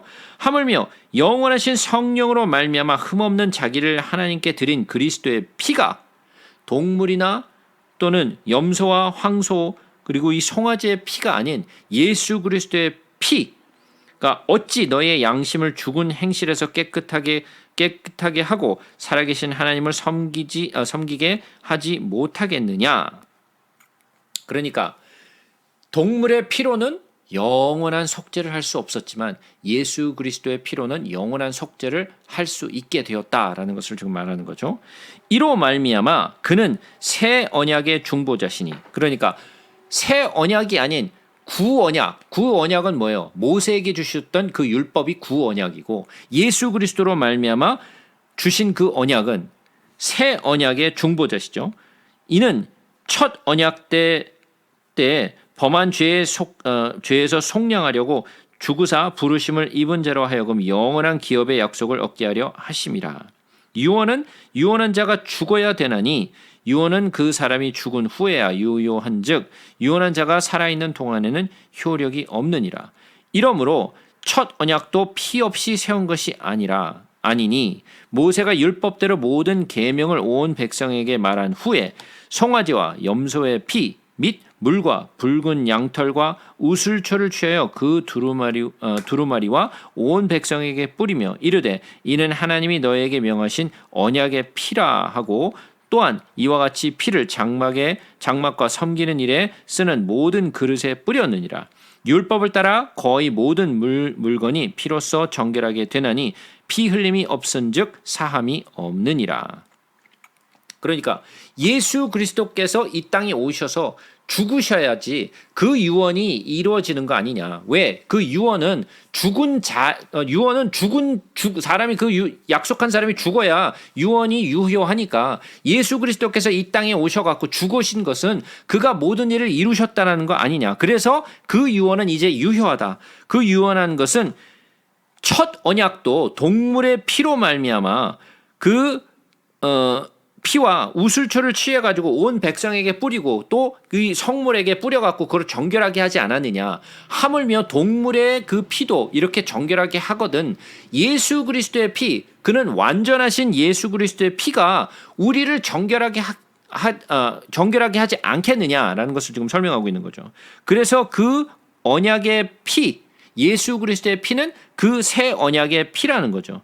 그래서 마치 동물의 피로 그 죄 지은 자들과 또 성물들을 정결하게 했던 것처럼 예수 그리스도의 피는, 그것은 예전에 있던 동물의 피와 그 죄는 완전하게 정결하게 할 수 없었지만 예수 그리스도의 피는 모든 것을 단 한 번에 정결하게 할 수 있는 능력을 가졌다라는 것을 얘기하고 있는 거죠. 그래서 예수 그리스도는 이 땅에 오셔서 어떻게 된다?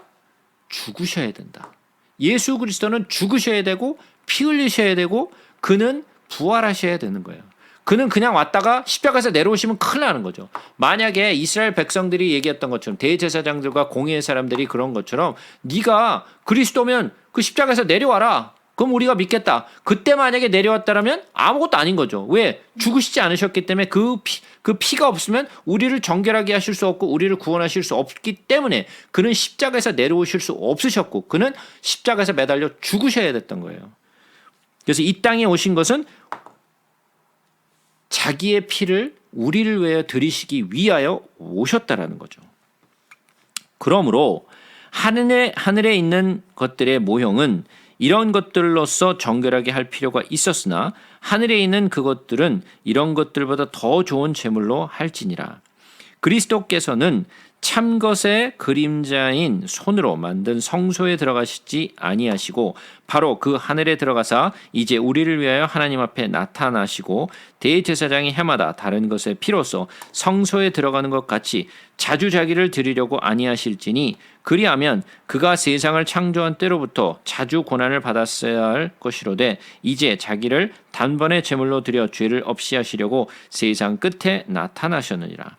한 번 죽는 것은 사람에게 정해진 것이요 그 후에는 심판이 있으리니 이와 같이 그리스도도 많은 사람의 죄를 담당하시려고 단번에 들이신 바 되셨고 구원에 이르게 하기 위하여 죄와 상관없이 자기를 발안한 자들에게 두 번째 나타나시리라.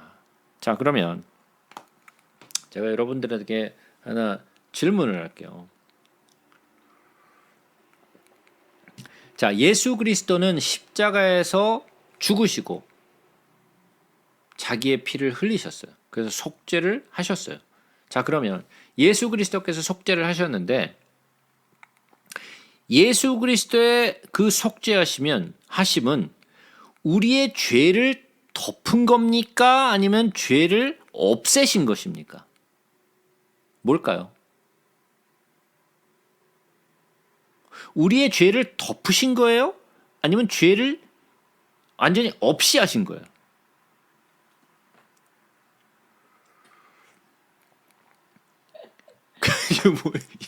이게 뭐야? 어떻게 했다는 거야? 죄를 덮었다. 죄를 덮었다. 형선 집사님은 어떻게 생각하세요? 거기 계세요?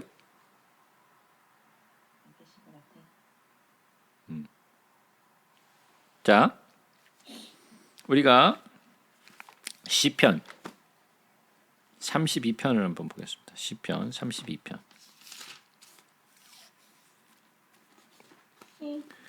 시편 32편 1절을 한번 보겠습니다.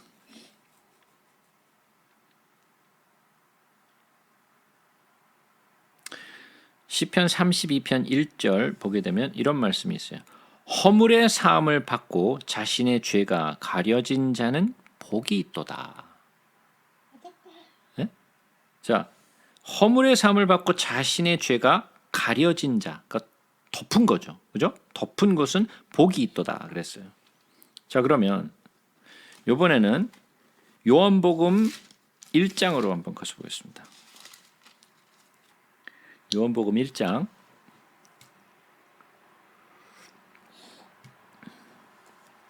29절을 보겠습니다. 요한복음 1장 29절.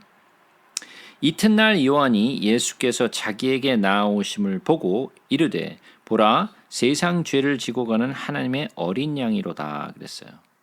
자, 다시 한번 묻겠습니다. 예수 그리스도께서 우리를 위하여 죽으시고 우리의 죄를 덮으신 겁니까? 아니면 우리의 죄를 없이 하신 것입니까? 죄를 덮으셨다라고 지금 얘기했어요. 왜냐? 시편의 32편에 보면 그의 죄를 어떻게 한다 그랬어요? 가려져. 네, 가린다. 덮는다라는 거죠. 이렇게 덮어서 가리는 거죠. 그죠? 자, 그러면 예수 그리스도의 피 흘리심은 우리의 죄를 덮으신 것인가? 우리의 죄를 없이 하신 것인가? 자, 요한복음 1장 29절에 보게 되면 보라 세상 죄를 지고 가는 하나님의 어린 양이다 그랬어요. 자, 그러면 죄가 나에게 있나요? 아니면 우리의 죄가 예수께로 옮겨져서 예수께서 그 죄를 짊어지고 가신 건가요? 옮겨져서 짊어지고 가신 거. 그러면 나에게 죄가 있나요? 없나요? 없죠. 없죠. 그러면 가려진 거예요? 아니면 없어진 거예요? 없어진 거죠. 그렇죠. 자, 이 차이를 잘 아셔야 돼요. 이 차이를 잘 모르시는 분들이 대부분인 것 같아요. 많은 분들이 우리의 죄가 덮어졌는지 아니면 우리의 죄가 없어진 것인지를 잘 모르시는 분들이 상당히 많은데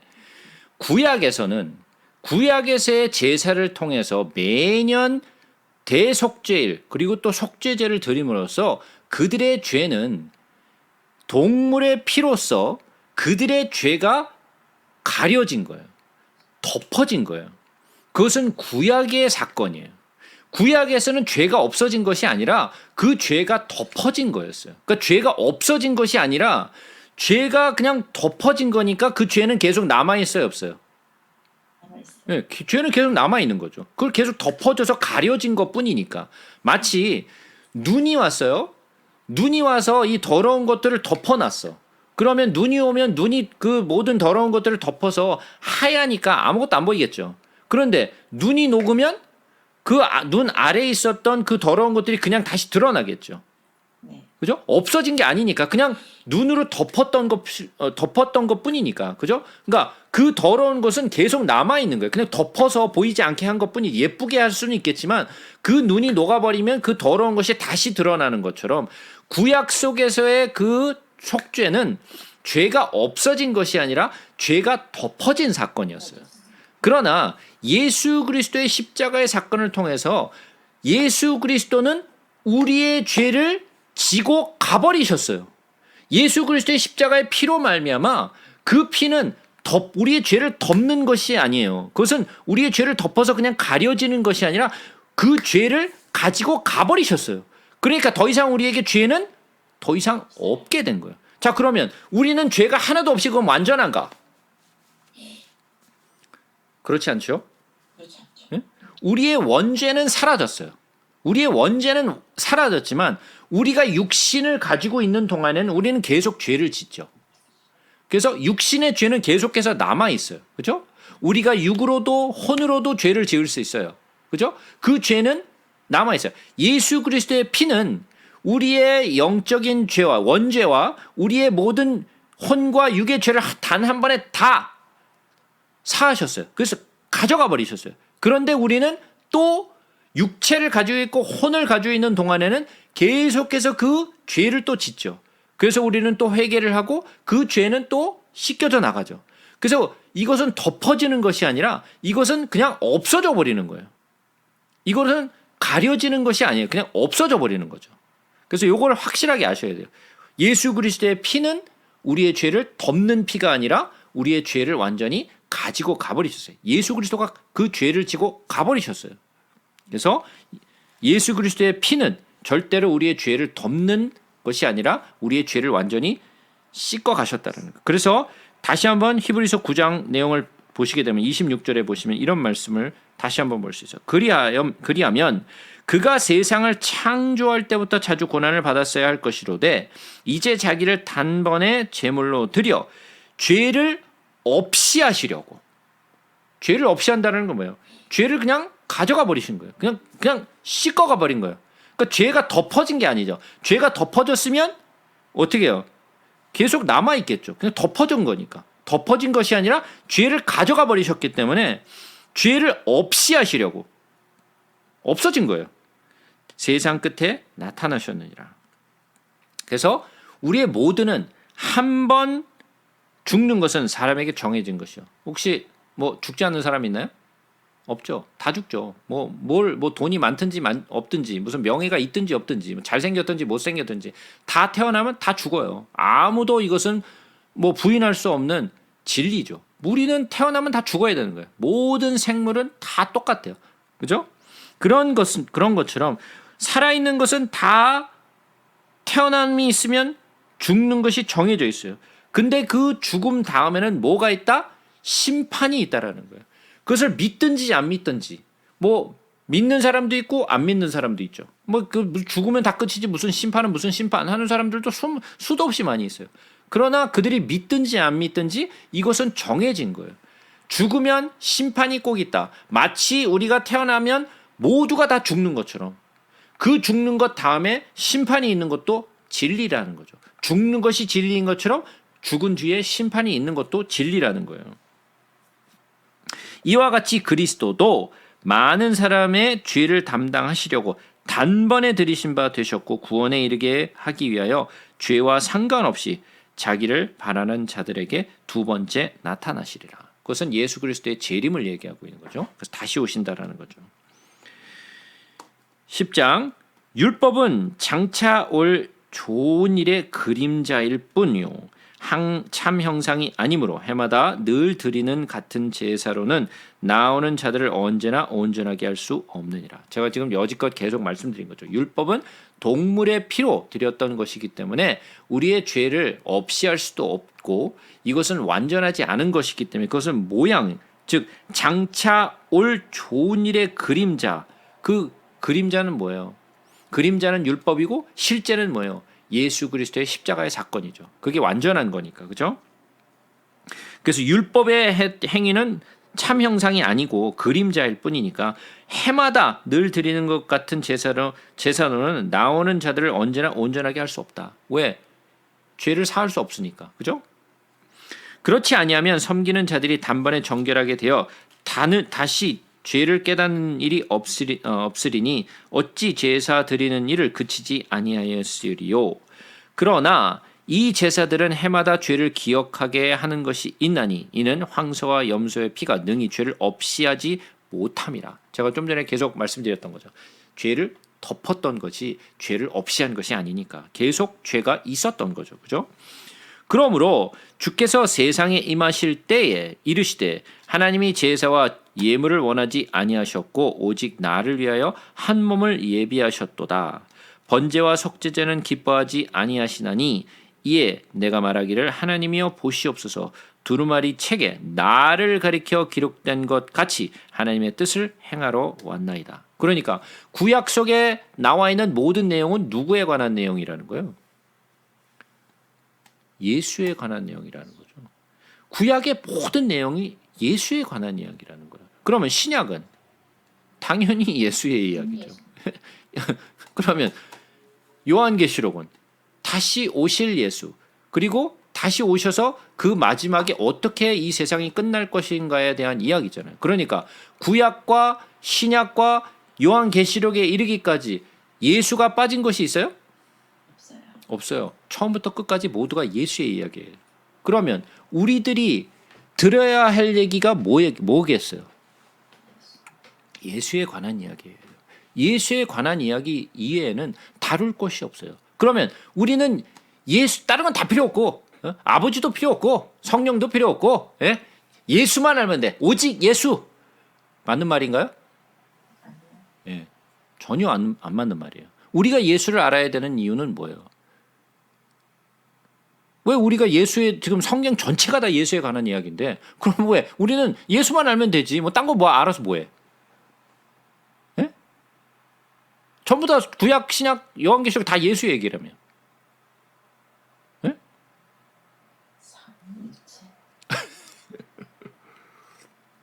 삼위일체니까.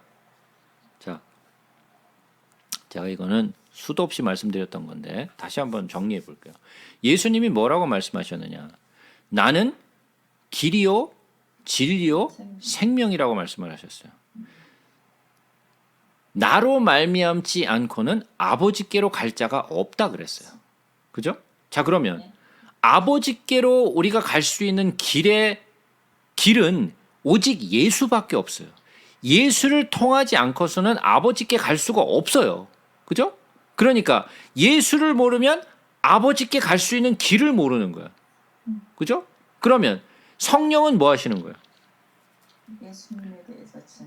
그렇죠. 성령은 예수를 증거하시는 거예요. 우리가 성령이 없이는 예수를 온전하게 알 수가 없어요. 그러니까 성령은 예수를 증거하시고 예수는 우리를 누구에게로 인도하는가? 아버지께로 인도하는 거죠. 그러니까 예수를 통하지 않고서는 우리는 아무데도 갈 수가 없는 거예요. 그래서 예수를 알아야 우리가 그 유일한 길을 통하여 아버지께로 갈 수 있는 거예요. 그래서 예수를 알아야 되는 거예요.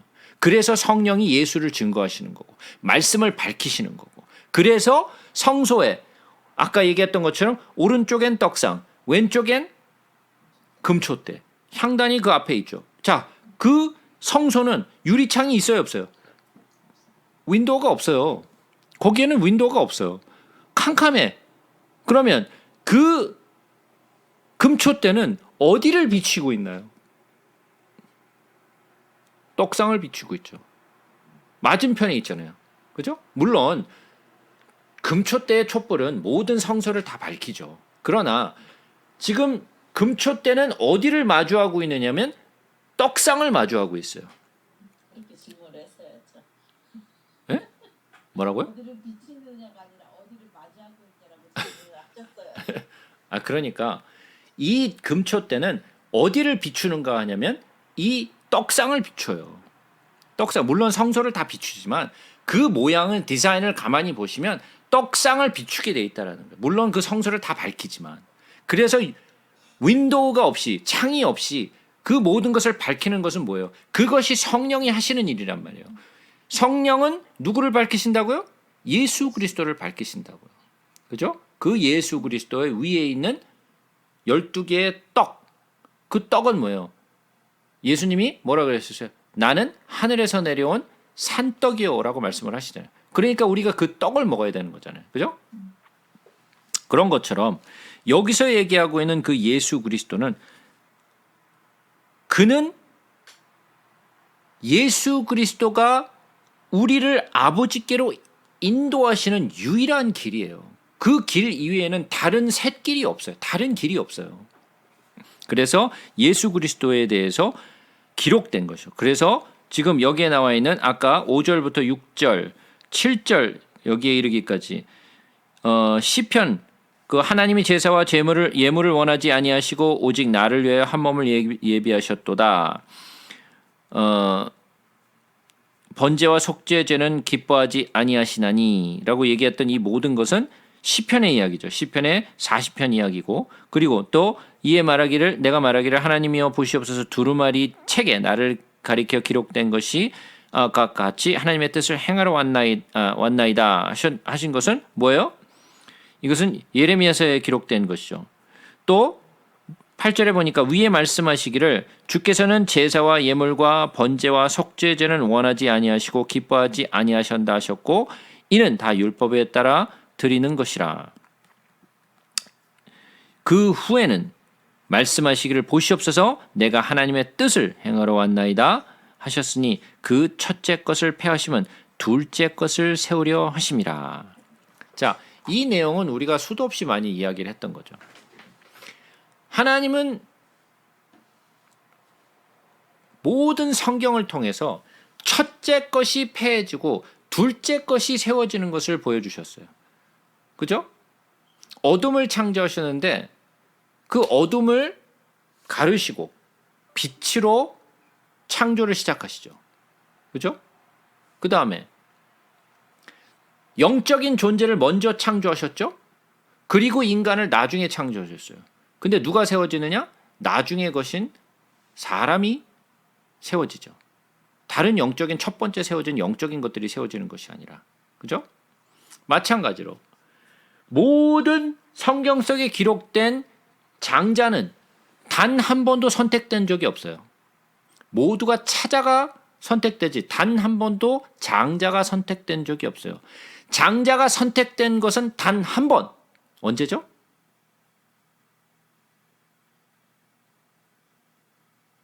장자가 선택된 것은 단 한 번에 있어요. 누구예요?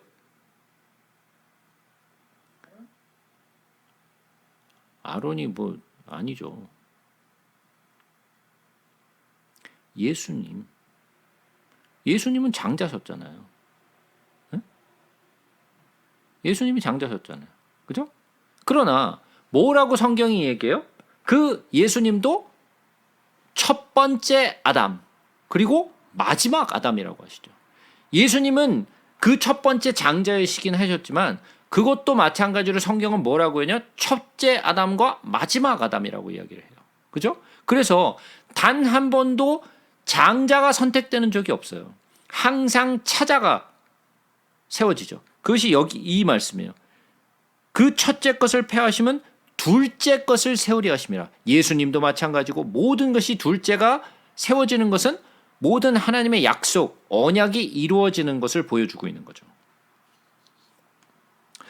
그 후에 말씀하시기를 그렇죠? 이 뜻을 따라 예수 그리스도의 몸을 단번에 들이심으로 말미암아 우리가 거룩함을 얻었노라.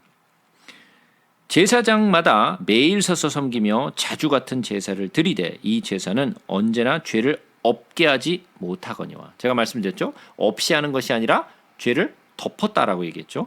오직 그리스도는 죄를 위하여 한 영원한 제사를 드리시고 하나님 우편에 앉으사 그 후에 자기의 원수들을 자기 발등상이 되게 하실 때까지 기다리시나니 그가 거룩하게 된 자들을 한 번의 제사로 영원히 온전하게 하셨느니라. 자기 원수들을 자기 발등상이 되게 하실 때까지. 이건 제가 여러 번 말씀드렸어요. 뭐라 그랬죠 이게? 네?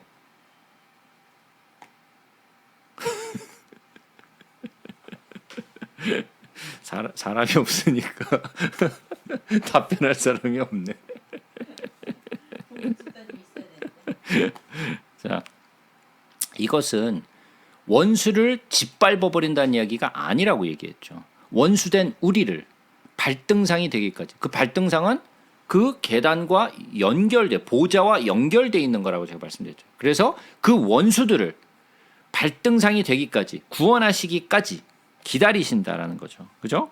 그 얘기라고 제가 말씀드렸죠. 기다리나니 그가 거룩하게 된 자들을 한 번의 제사로 영원히 온전하게 하셨느니라. 예수 그리스도의 피로 단 한 번에 드리셨죠. 또한 성령이 우리에게 증언하시되 주께서 이르시되 그날 후로는 그들과 맺을 언약이 이것이라 하시고 내 법을 그들의 마음에 두고 그들의 생각에 기록하리라 하신 후에 또 그들의 죄와 그들의 불법을 내가 다시 기억하지 아니하리라 하셨으니 이것들을 사하셨은즉 다시 죄를 위하여 제사 드릴 것이 없느니라. 예수 그리스도의 제사는 완전한 제사셨기 때문에 동물의 피로 드린 것이 아니라 예수 그리스도의 피로 드리신 것이기 때문에 더 이상 이제는 이런 것을 반복해서 할 일이 없다라는 거죠. 그죠?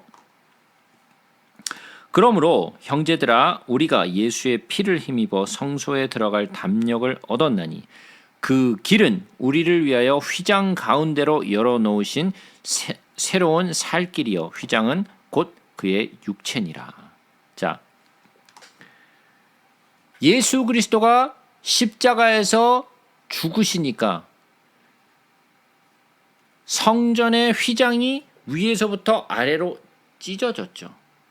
그 휘장은 성소와 지성소를 가르는 유일한 문이었어요. 그 휘장 때문에 그 휘장을 거치고 들어갈 수 있는 사람은 대제사장, 즉 1년에 단 하루인 대속죄일에 단 하루밖에 들어갈 수 없었는데 그 성소와 지성소를 가리고 있던 그 휘장이 예수 그리스도의 십자가로 말미암아 찢어진 것은 그 휘장은 예수 그리스도의 몸인데 그러면 예수 그리스도는 십자가에서 죽으셨다라는 것은 뭐예요? 그의 몸이 찢겼다라는 거죠. 그의 몸이 찢겼다라는 거예요. 그래서 우리가 예전부터 보아왔던 첫 번째 돌파는 어떻게 됐어요? 깨어졌죠. 첫 번째 돌파는 깨어졌어요. 그리고 두 번째 돌판이 세워지죠. 그죠? 마찬가지로 예수님이 제자들에게 떡을 주실 때 항상 어떻게 하셨어요? 떡을 이렇게 부러뜨려서 주셨죠. 떡을 부러뜨려서 주셨어요. 왜 그랬어요? 자기의 몸을 이렇게 부러뜨리는 것을 상징하셨죠. 그래서 자기의 몸을 찢는 것을 말씀하셨어요. 그래서 예수 그리스도는 그 휘장이 찢어졌다라는 것은 그의 몸이 찢겨졌다라는 거죠. 그래서 성소와 지성소를 가리고 있던 그 문을 활짝 열어버리신 거예요. 자, 그러면 우리는 더 이상 대제사장을 선두로 해서 그가 대신해서 우리를 대신해서 지성소에 들어가는 것이 아니라 우리가 지성소에 직접 갈 수 있는 길을 여신 거예요. 그러면 그 길은 새롭고 산 길이에요. 그것은 새롭고 산 길로 우리가 직접 들어갈 수 있게 만든 거예요. 자, 그러면 우리가 성소나 또는 성막이나 또는 성전이나 문이 3개가 있다 그랬어요. 첫 번째 성소로 들어가는 것이 아니라 그 성막으로 들어가는 첫 번째 문이 있죠. 그리고 성소로 들어가는 문이 또 있죠. 그리고 또 지성소로 들어가는 문이 따로 3번째 문이 있다 그랬어요. 그럼 문이 원래 성막이나 성전이나 문이 다 3개예요. 그죠? 성전으로 들어가는 문, 성소로 들어가는 문, 지성소로 들어가는 문. 요 3개의 문이 있는데, 자, 그러면 이 3가지 문에 다른 점이 있다 그랬어요. 뭐가 다르죠? 이 3가지 문에 차이가 있어요. 무슨 차이가 있어요? 자, 이것을 잘 생각해 보시면 성막으로 들어가는 그 문, 그리고 또 성소로 들어가는 문, 그리고 또 지성소로 들어가는 문, 요 3개의 문은 다 똑같이 청색, 자색, 흰색, 그리고 그 붉은색으로 만들어졌어요. 네? 청색, 자색, 흰색, 청색, 자색, 흰색,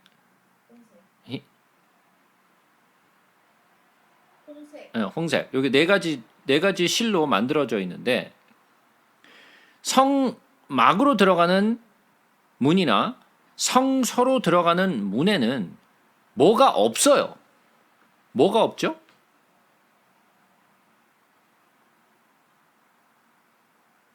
지성소로 들어가는 문에는 그게 있는데 성막과 성소로 들어가는 문에는 뭐가 없어요. 뭐가 없죠? 그렇죠. 그룹이 없어요. 예? 그룹이 수놓여 있지 않아요. 성막으로 들어가는 것과 성소로 들어가는 문에는 그룹이 새겨져 있지 않아요. 그런데 지성소로 들어가는 그 휘장에는 그룹이 새겨져 있어요. 그죠? 그룹이 새겨져 있어요. 자, 그러면 아담이 범죄를 하고 나서 에덴 동산에서 쫓겨났을 때 화염검으로 두르셨죠. 그 화염검으로 두른 그 화염검, 누가 화염검을 들고 있었어요? 그렇죠. 그룹이 그 화염검을 두르고 있었어요. 그래서 아담과 하와가 다시 에덴 동산으로 들어가지 못하도록 막은 거예요. 그죠? 무엇을 먹지 못하게 했어요? 생명나무의 열매를 먹지 못하게 하기 위해서 그룹으로 그 화염검으로 둘러서 그 에덴 동산을 막게 하셨어요. 그죠? 그러면 인간은 더 이상 그 에덴 동산으로 들어가서 생명 과실을 먹을 수 없게 된 거예요. 아담 이후로. 그죠? 근데 예수 그리스도가 십자가에서 죽으심으로 말미암아 휘장이 찢어졌을 때 그 휘장에 새겨져 있던 그룹이 물러섰어요. 그러면 우리는 새롭고 산 길로 들어갈 수 있는 길이 열렸는데 그 길을 통하여 무엇을 얻게 됐어요? 생명수 과일을 먹게 된 거죠. 우리는 이제 생명수 과일을 먹게 된 거예요. 그 에덴 동산을 두르고 있었던 그 화염검을 들고 있었던 그룹이 물러선 거예요. 그래서 우리는 다시 생명 과실을 먹을 수 있게 된 거죠. 그래서 맨 나중에 어떻게 돼요? 우리가 요한계시록 맨 마지막에 보시게 되면 22장으로 가서 보시면 뭐가 있어요?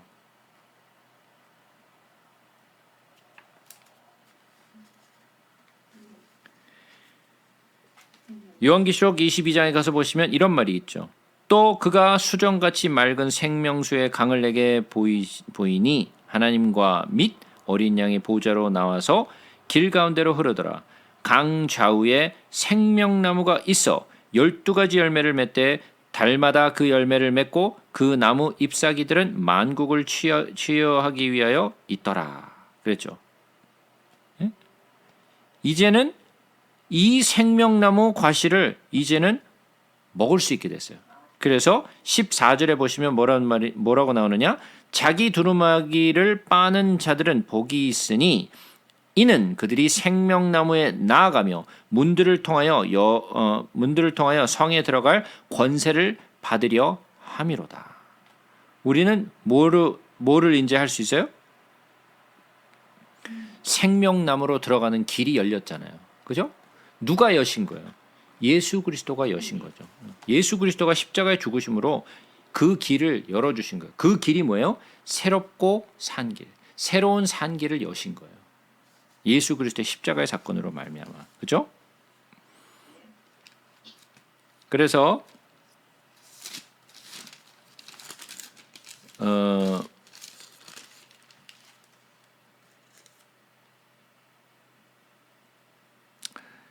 요한계시록 사도행전 2장으로 가서 보시면 이런 이야기가 있어요. 사도행전 2장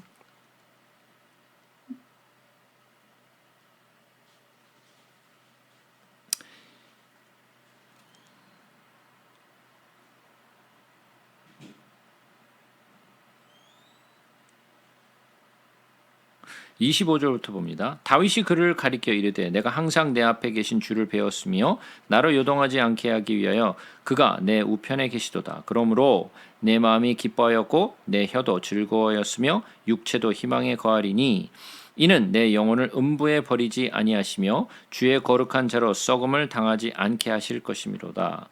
주께서 생명의 길을 내게 보이셨으니 주 앞에서 내게 기쁨이 충만하게 하시리로다. 이 생명의 길, 새롭고 산 길은 같은 길이죠. 누구를 통하여? 예수를 통하여. 예? 다시 히브리서 10장으로 돌아옵니다. 또 하나님의 집 다스리는 큰 제사장이 계심에 우리가 마음의 뿌림을 받아 악한 양심으로부터 벗어나고 몸은 맑은 물로 씻음을 받았으니 참 마음과 온전한 믿음으로 하나님께 나아가자. 또 약속하신 이는 미쁘시니 우리가 믿는 도리의 소망을 움직이지 말고 굳게 잡고 서로 돌아보아 사랑과 선행을 격려하며 모이기를 패하는 어떤 사람들의 습관과 같이 하지 말고 오직 권하여 그날이 가까움을 볼수록 더욱 그리하자. 우리가 진리를 아는 지식을 받은 후 짐짓 죄를 범한즉 다시 속죄하는 제사가 없고 오직 무서운 마음으로 심판을 기다리는 것과 대적하는 자를 태울 맹렬한 불만 있으리라. 모세의 법을 폐한 자도 두세 증인으로 말미암아 불쌍히 여김을 받지 못하고 죽었거든 하물며 하나님의 아들을 짓밟고 자기를 거룩하게 한 언약의 피를 부정한 것으로 여기고 은혜의 성령을 욕되게 하는 자는 당연히 받을 형벌을 얼마나 더 무겁겠느냐 너희는 생각하라. 이게 아까 제가 말씀드렸던 거죠. 뭐예요? 어떤 죄? 진리를 아는 지식을 받은 후 짐짓 죄를 범한즉 다시 속죄하는 제사가 없고 오직 무서운 마음으로 심판을 기다리는 것 같이 대적하는 자를 태울 맹렬한 불만 있으리라. 모세의 법을 폐한 자도 두세 증인으로 말미암아 불쌍히 여김을 받지 못하고 죽었거든 하물며 하나님의 아들을 짓밟고 자기를 거룩하게 한 언약의 피를 부정한 것으로 여기고 은혜의 성령을 욕되게 하는 자. 이게 누구예요? 아까 제가 말씀드렸던 뭐예요? 한 번 비침을 받고 하늘의 은사를 맛보고 성령에 참여한 바 되고 하나님의 선한 말씀과 내세의 능력을 맛보고도 타락한 자들은 다시 새롭게 하여 회개하게 할 수 없나니 이는 그들이 하나님의 아들을 다시 십자가에 못 박아 드러내놓고 욕되게 함이라. 얘기했던 아까 히브리서 6장의 말씀과 같은 이야기죠. 예수 그리스도가 하신 일에 대해서 확실하게 그가 우리의 그리스도시고 그가 그의 피로 말미암아 우리의 죄를 속죄하신 것을 뻔히 알면서도 그것을 부정하고 그것을 욕되게 하는 자, 예수 그리스도를 다시 십자가에 못 박은 자들은 용서할 수가 없다 그랬어요. 그는 다시 회개할 수도 없고 이런 사람들은 은혜의 성령을 욕되게 함으로써 더 이상 내세와 또 오는 세대에도 그는 용서받을 수 없는 자가 되는 거죠.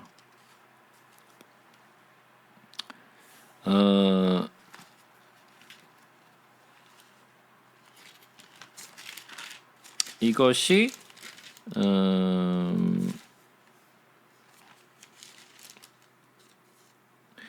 마가복음 3장에 기록되어 있는 그 성령을 모독한 자의 그 죄와 같은 거죠. 그래서 마가복음 3장 29절을 보시면 누구든지 성령을 모독하는 자는 영원히 사하심을 얻지 못하고 영원한 죄가 되느니라 하시니 그랬어요. 이것이 오는 세대와 지금 이 세대와 오는 세대에도 용서함을 받지 못한다라는 그 성령을 모독하는 죄 같은 거죠. 원수 갚는 것이 내게 있으니 내게 갚으리라 하시고 또다시 주께서 그의 백성을 심판하리라 말씀하신 것을 우리가 아노니 살아계신 하나님의 손에 빠져 들어가는 것이 무서울진저 전날에 너희가 빛을 받은 후에 고난의 큰 싸움을 견디어낸 것을 생각하라. 이때 시대에 많은 초대 교회 그 교인들은 극심한 핍박과 그리고 또 그런 고난 속에서 살았었죠. 그래서 너희가 전날에 빛을 받은 후에 고난의 큰 싸움을 견뎌낸 것을 생각하라. 우리도 마찬가지로 그 고난의 시간을 거쳐 가야 돼요. 그래서 요한계시록의 그 7교회에 대해서 말씀하실 때 뭐라고 말씀했어요? 이기는 자는이라고 말씀하죠. 그러니까 그것을 이겨낸 자들 얘기하는 거죠. 혹은 비방과 환난으로서 사람에게 구경거리가 되고 혹은 이런 형편에 있는 자들과 사귀는 자가 되었으니 너희가 갇힌 자를 동정하고 너희 소유를 빼앗기는 것도 기쁘게 당한 것은 더 낫고 영원한 소유가 있는 줄을 암이라. 그들이 그 고통과 그 어려움 속에서 이러한 모든 핍박과 환난을 견뎌낼 수 있었던 것은 이 땅에서의 받는 고통이 다가 아니라는 거죠. 그들은 무엇을 바라봤어요? 앞으로 올 세상, 우리가 돌아갈 그 본향을 더 생각했기 때문에 이것을 돌아보지 않고 후세에 올 그 세상을 바라본 것이다. 우리는 이 땅이 본향이 아니잖아요. 우리는 지금 살아가고 있는 이 땅은 나그네와 같은 삶을 사는 거야. 여기가 우리의 집이 아니죠. 그죠? 본향은 뭐예요? 본향이라는 것은 Father's Land예요. Father's Land. 그죠? 그것은 Father's Land. 자, 그것은 우리가 갈 세상, 우리의 집이 돼요. 그죠? 우리는 거기서부터 왔고 우리는 갈 곳이 거기예요. 그죠? 그러니까 우리는 이 세상은 편한 곳이 아니에요. 이곳은 절대로 편한 곳이 아니에요. 그죠? 근데 나는 여기가 너무 좋아 라고 생각하는 사람들은 뭐예요? 그 사람들은 여기가 본향이기 때문에 너무 좋은 거예요. 여기에 남고 싶은 거죠. 그죠? 여기가 더 좋으니까. 예? 근데 우리는 여기가 본향이 아니니까 우리의 소망은 어디예요? 우리가 돌아갈 본향을 바라보고 사는 사람들이잖아요. 그러니까 우리는 어떤 면에서는 될 수 있으면 빨리 갔으면 좋겠어. 빨리 갔으면 좋겠는데 우리에게 맡겨진 사명과 우리에게 맡겨진 그러한 일들이 있기 때문에 우리는 여기에서 그 사명을 다하기 위해서 남아 있는 것이지 여기가 너무 좋아서 초막을 3개 짓고 여기서 삽시다 이게 아니잖아요. 예? 그런데 그런 수많은 사람들이 있죠. 좀만 더 10년만 20년만 더 여기 좀 더 살다가 그러고 갔으면 좋겠어요 라고 생각하는 사람들이 있어요. 그러나 진짜 본향을 바라보고 사는 사람들에게 있어서는 우리는 무엇을 바라보면서 사냐? 예수 그리스도 어서 오시옵소서. 예? 예수 그리스도의 재림을 기다리는 사람들이어야 돼요. 마라나타. 예? 우리는 예수 그리스도를 기다리는 자들이 돼요. 그런데 예수 그리스도를 기다리는 자들이에요. 아니 뭔 소리예요? 오늘 오지 마세요. 오늘 오지 마세요. 좀 더 있다가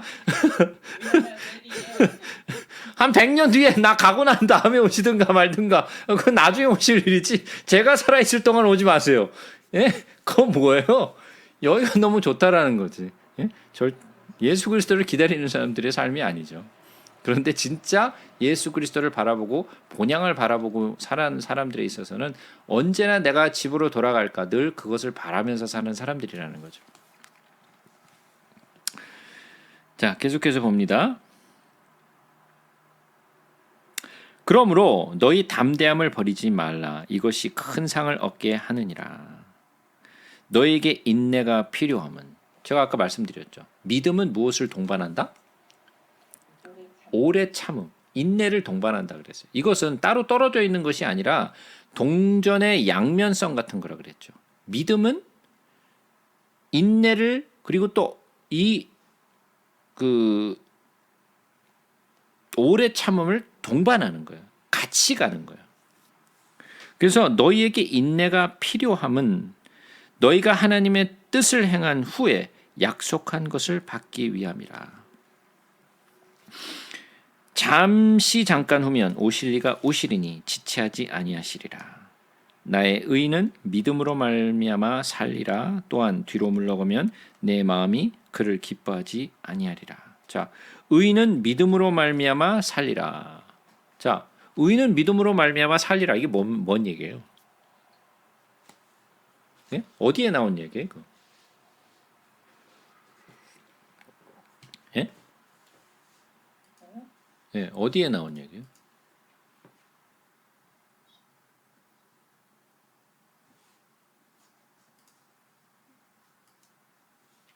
하박국. 예, 무슨 이야기예요?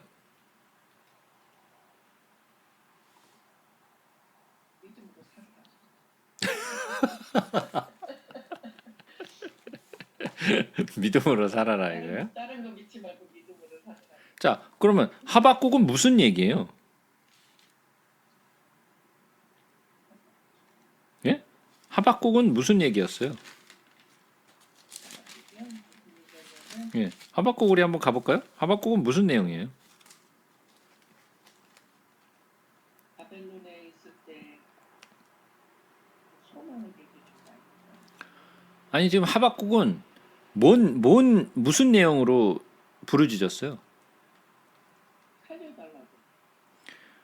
바벨론이 예? 유다를 자꾸만 공격해서 들어와 갖고 사람들을 잡아가고 그러니까 하박국이 막 하나님께 호소하잖아요. 하나님 그 바벨론 그 백성들은 죄인들이고 하나님께서 선택받지 못한 자들이고 그들은 나쁜 놈들인데 왜 그들이 우리를 이겨야 됩니까? 이게 무슨 일입니까? 하나님의 백성인 우리가 맨날 왜 이렇게 두들겨 맞고 있어야 합니까? 그러면서 그것을 막 호소했잖아요. 그죠? 그랬더니 하나님이 하박국에 뭐라 그랬어요?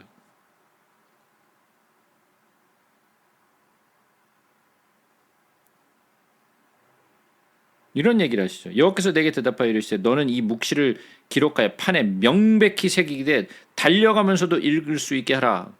뭐를? 내가 심판할 것을 확실하게 보여줄 테니까 그 말을 타고 가는 자가 이것을 들고 가면서 막 달려도 다 정확하게 읽을 수 있도록 똑바로 얘기해. 예? 다 죽을 거야 너희들. 예? 그 얘기잖아요. 그러니까 하박국이 막 난리가 났죠. 예? 그러면서 무슨 얘기를 했어요? 하나님이 보라 그의 마음은 교만하여 그 속에 정직하지 못하나 그래서 다 죽을 건데 의인은 그의 믿음으로 말미암아 살리라. 그러니까 다 죽을 거지만 믿음이 있는 자들은 그들의 믿음으로 말미암아 그 의인들은 그 믿음으로 말미암아 그건 살 거야. 다 죽을 놈들이지만 믿음이 있는 놈은 살 거야. 그 얘기하신 거잖아요. 그죠? 그러니까 믿음이 있는 자와 믿음이 없는 자. 그것이 믿음이 있는 자는 구원을 얻고 믿음이 없는 자는 구원을 얻지 못하고 다 죽는다. 그 얘기 아니에요. 예?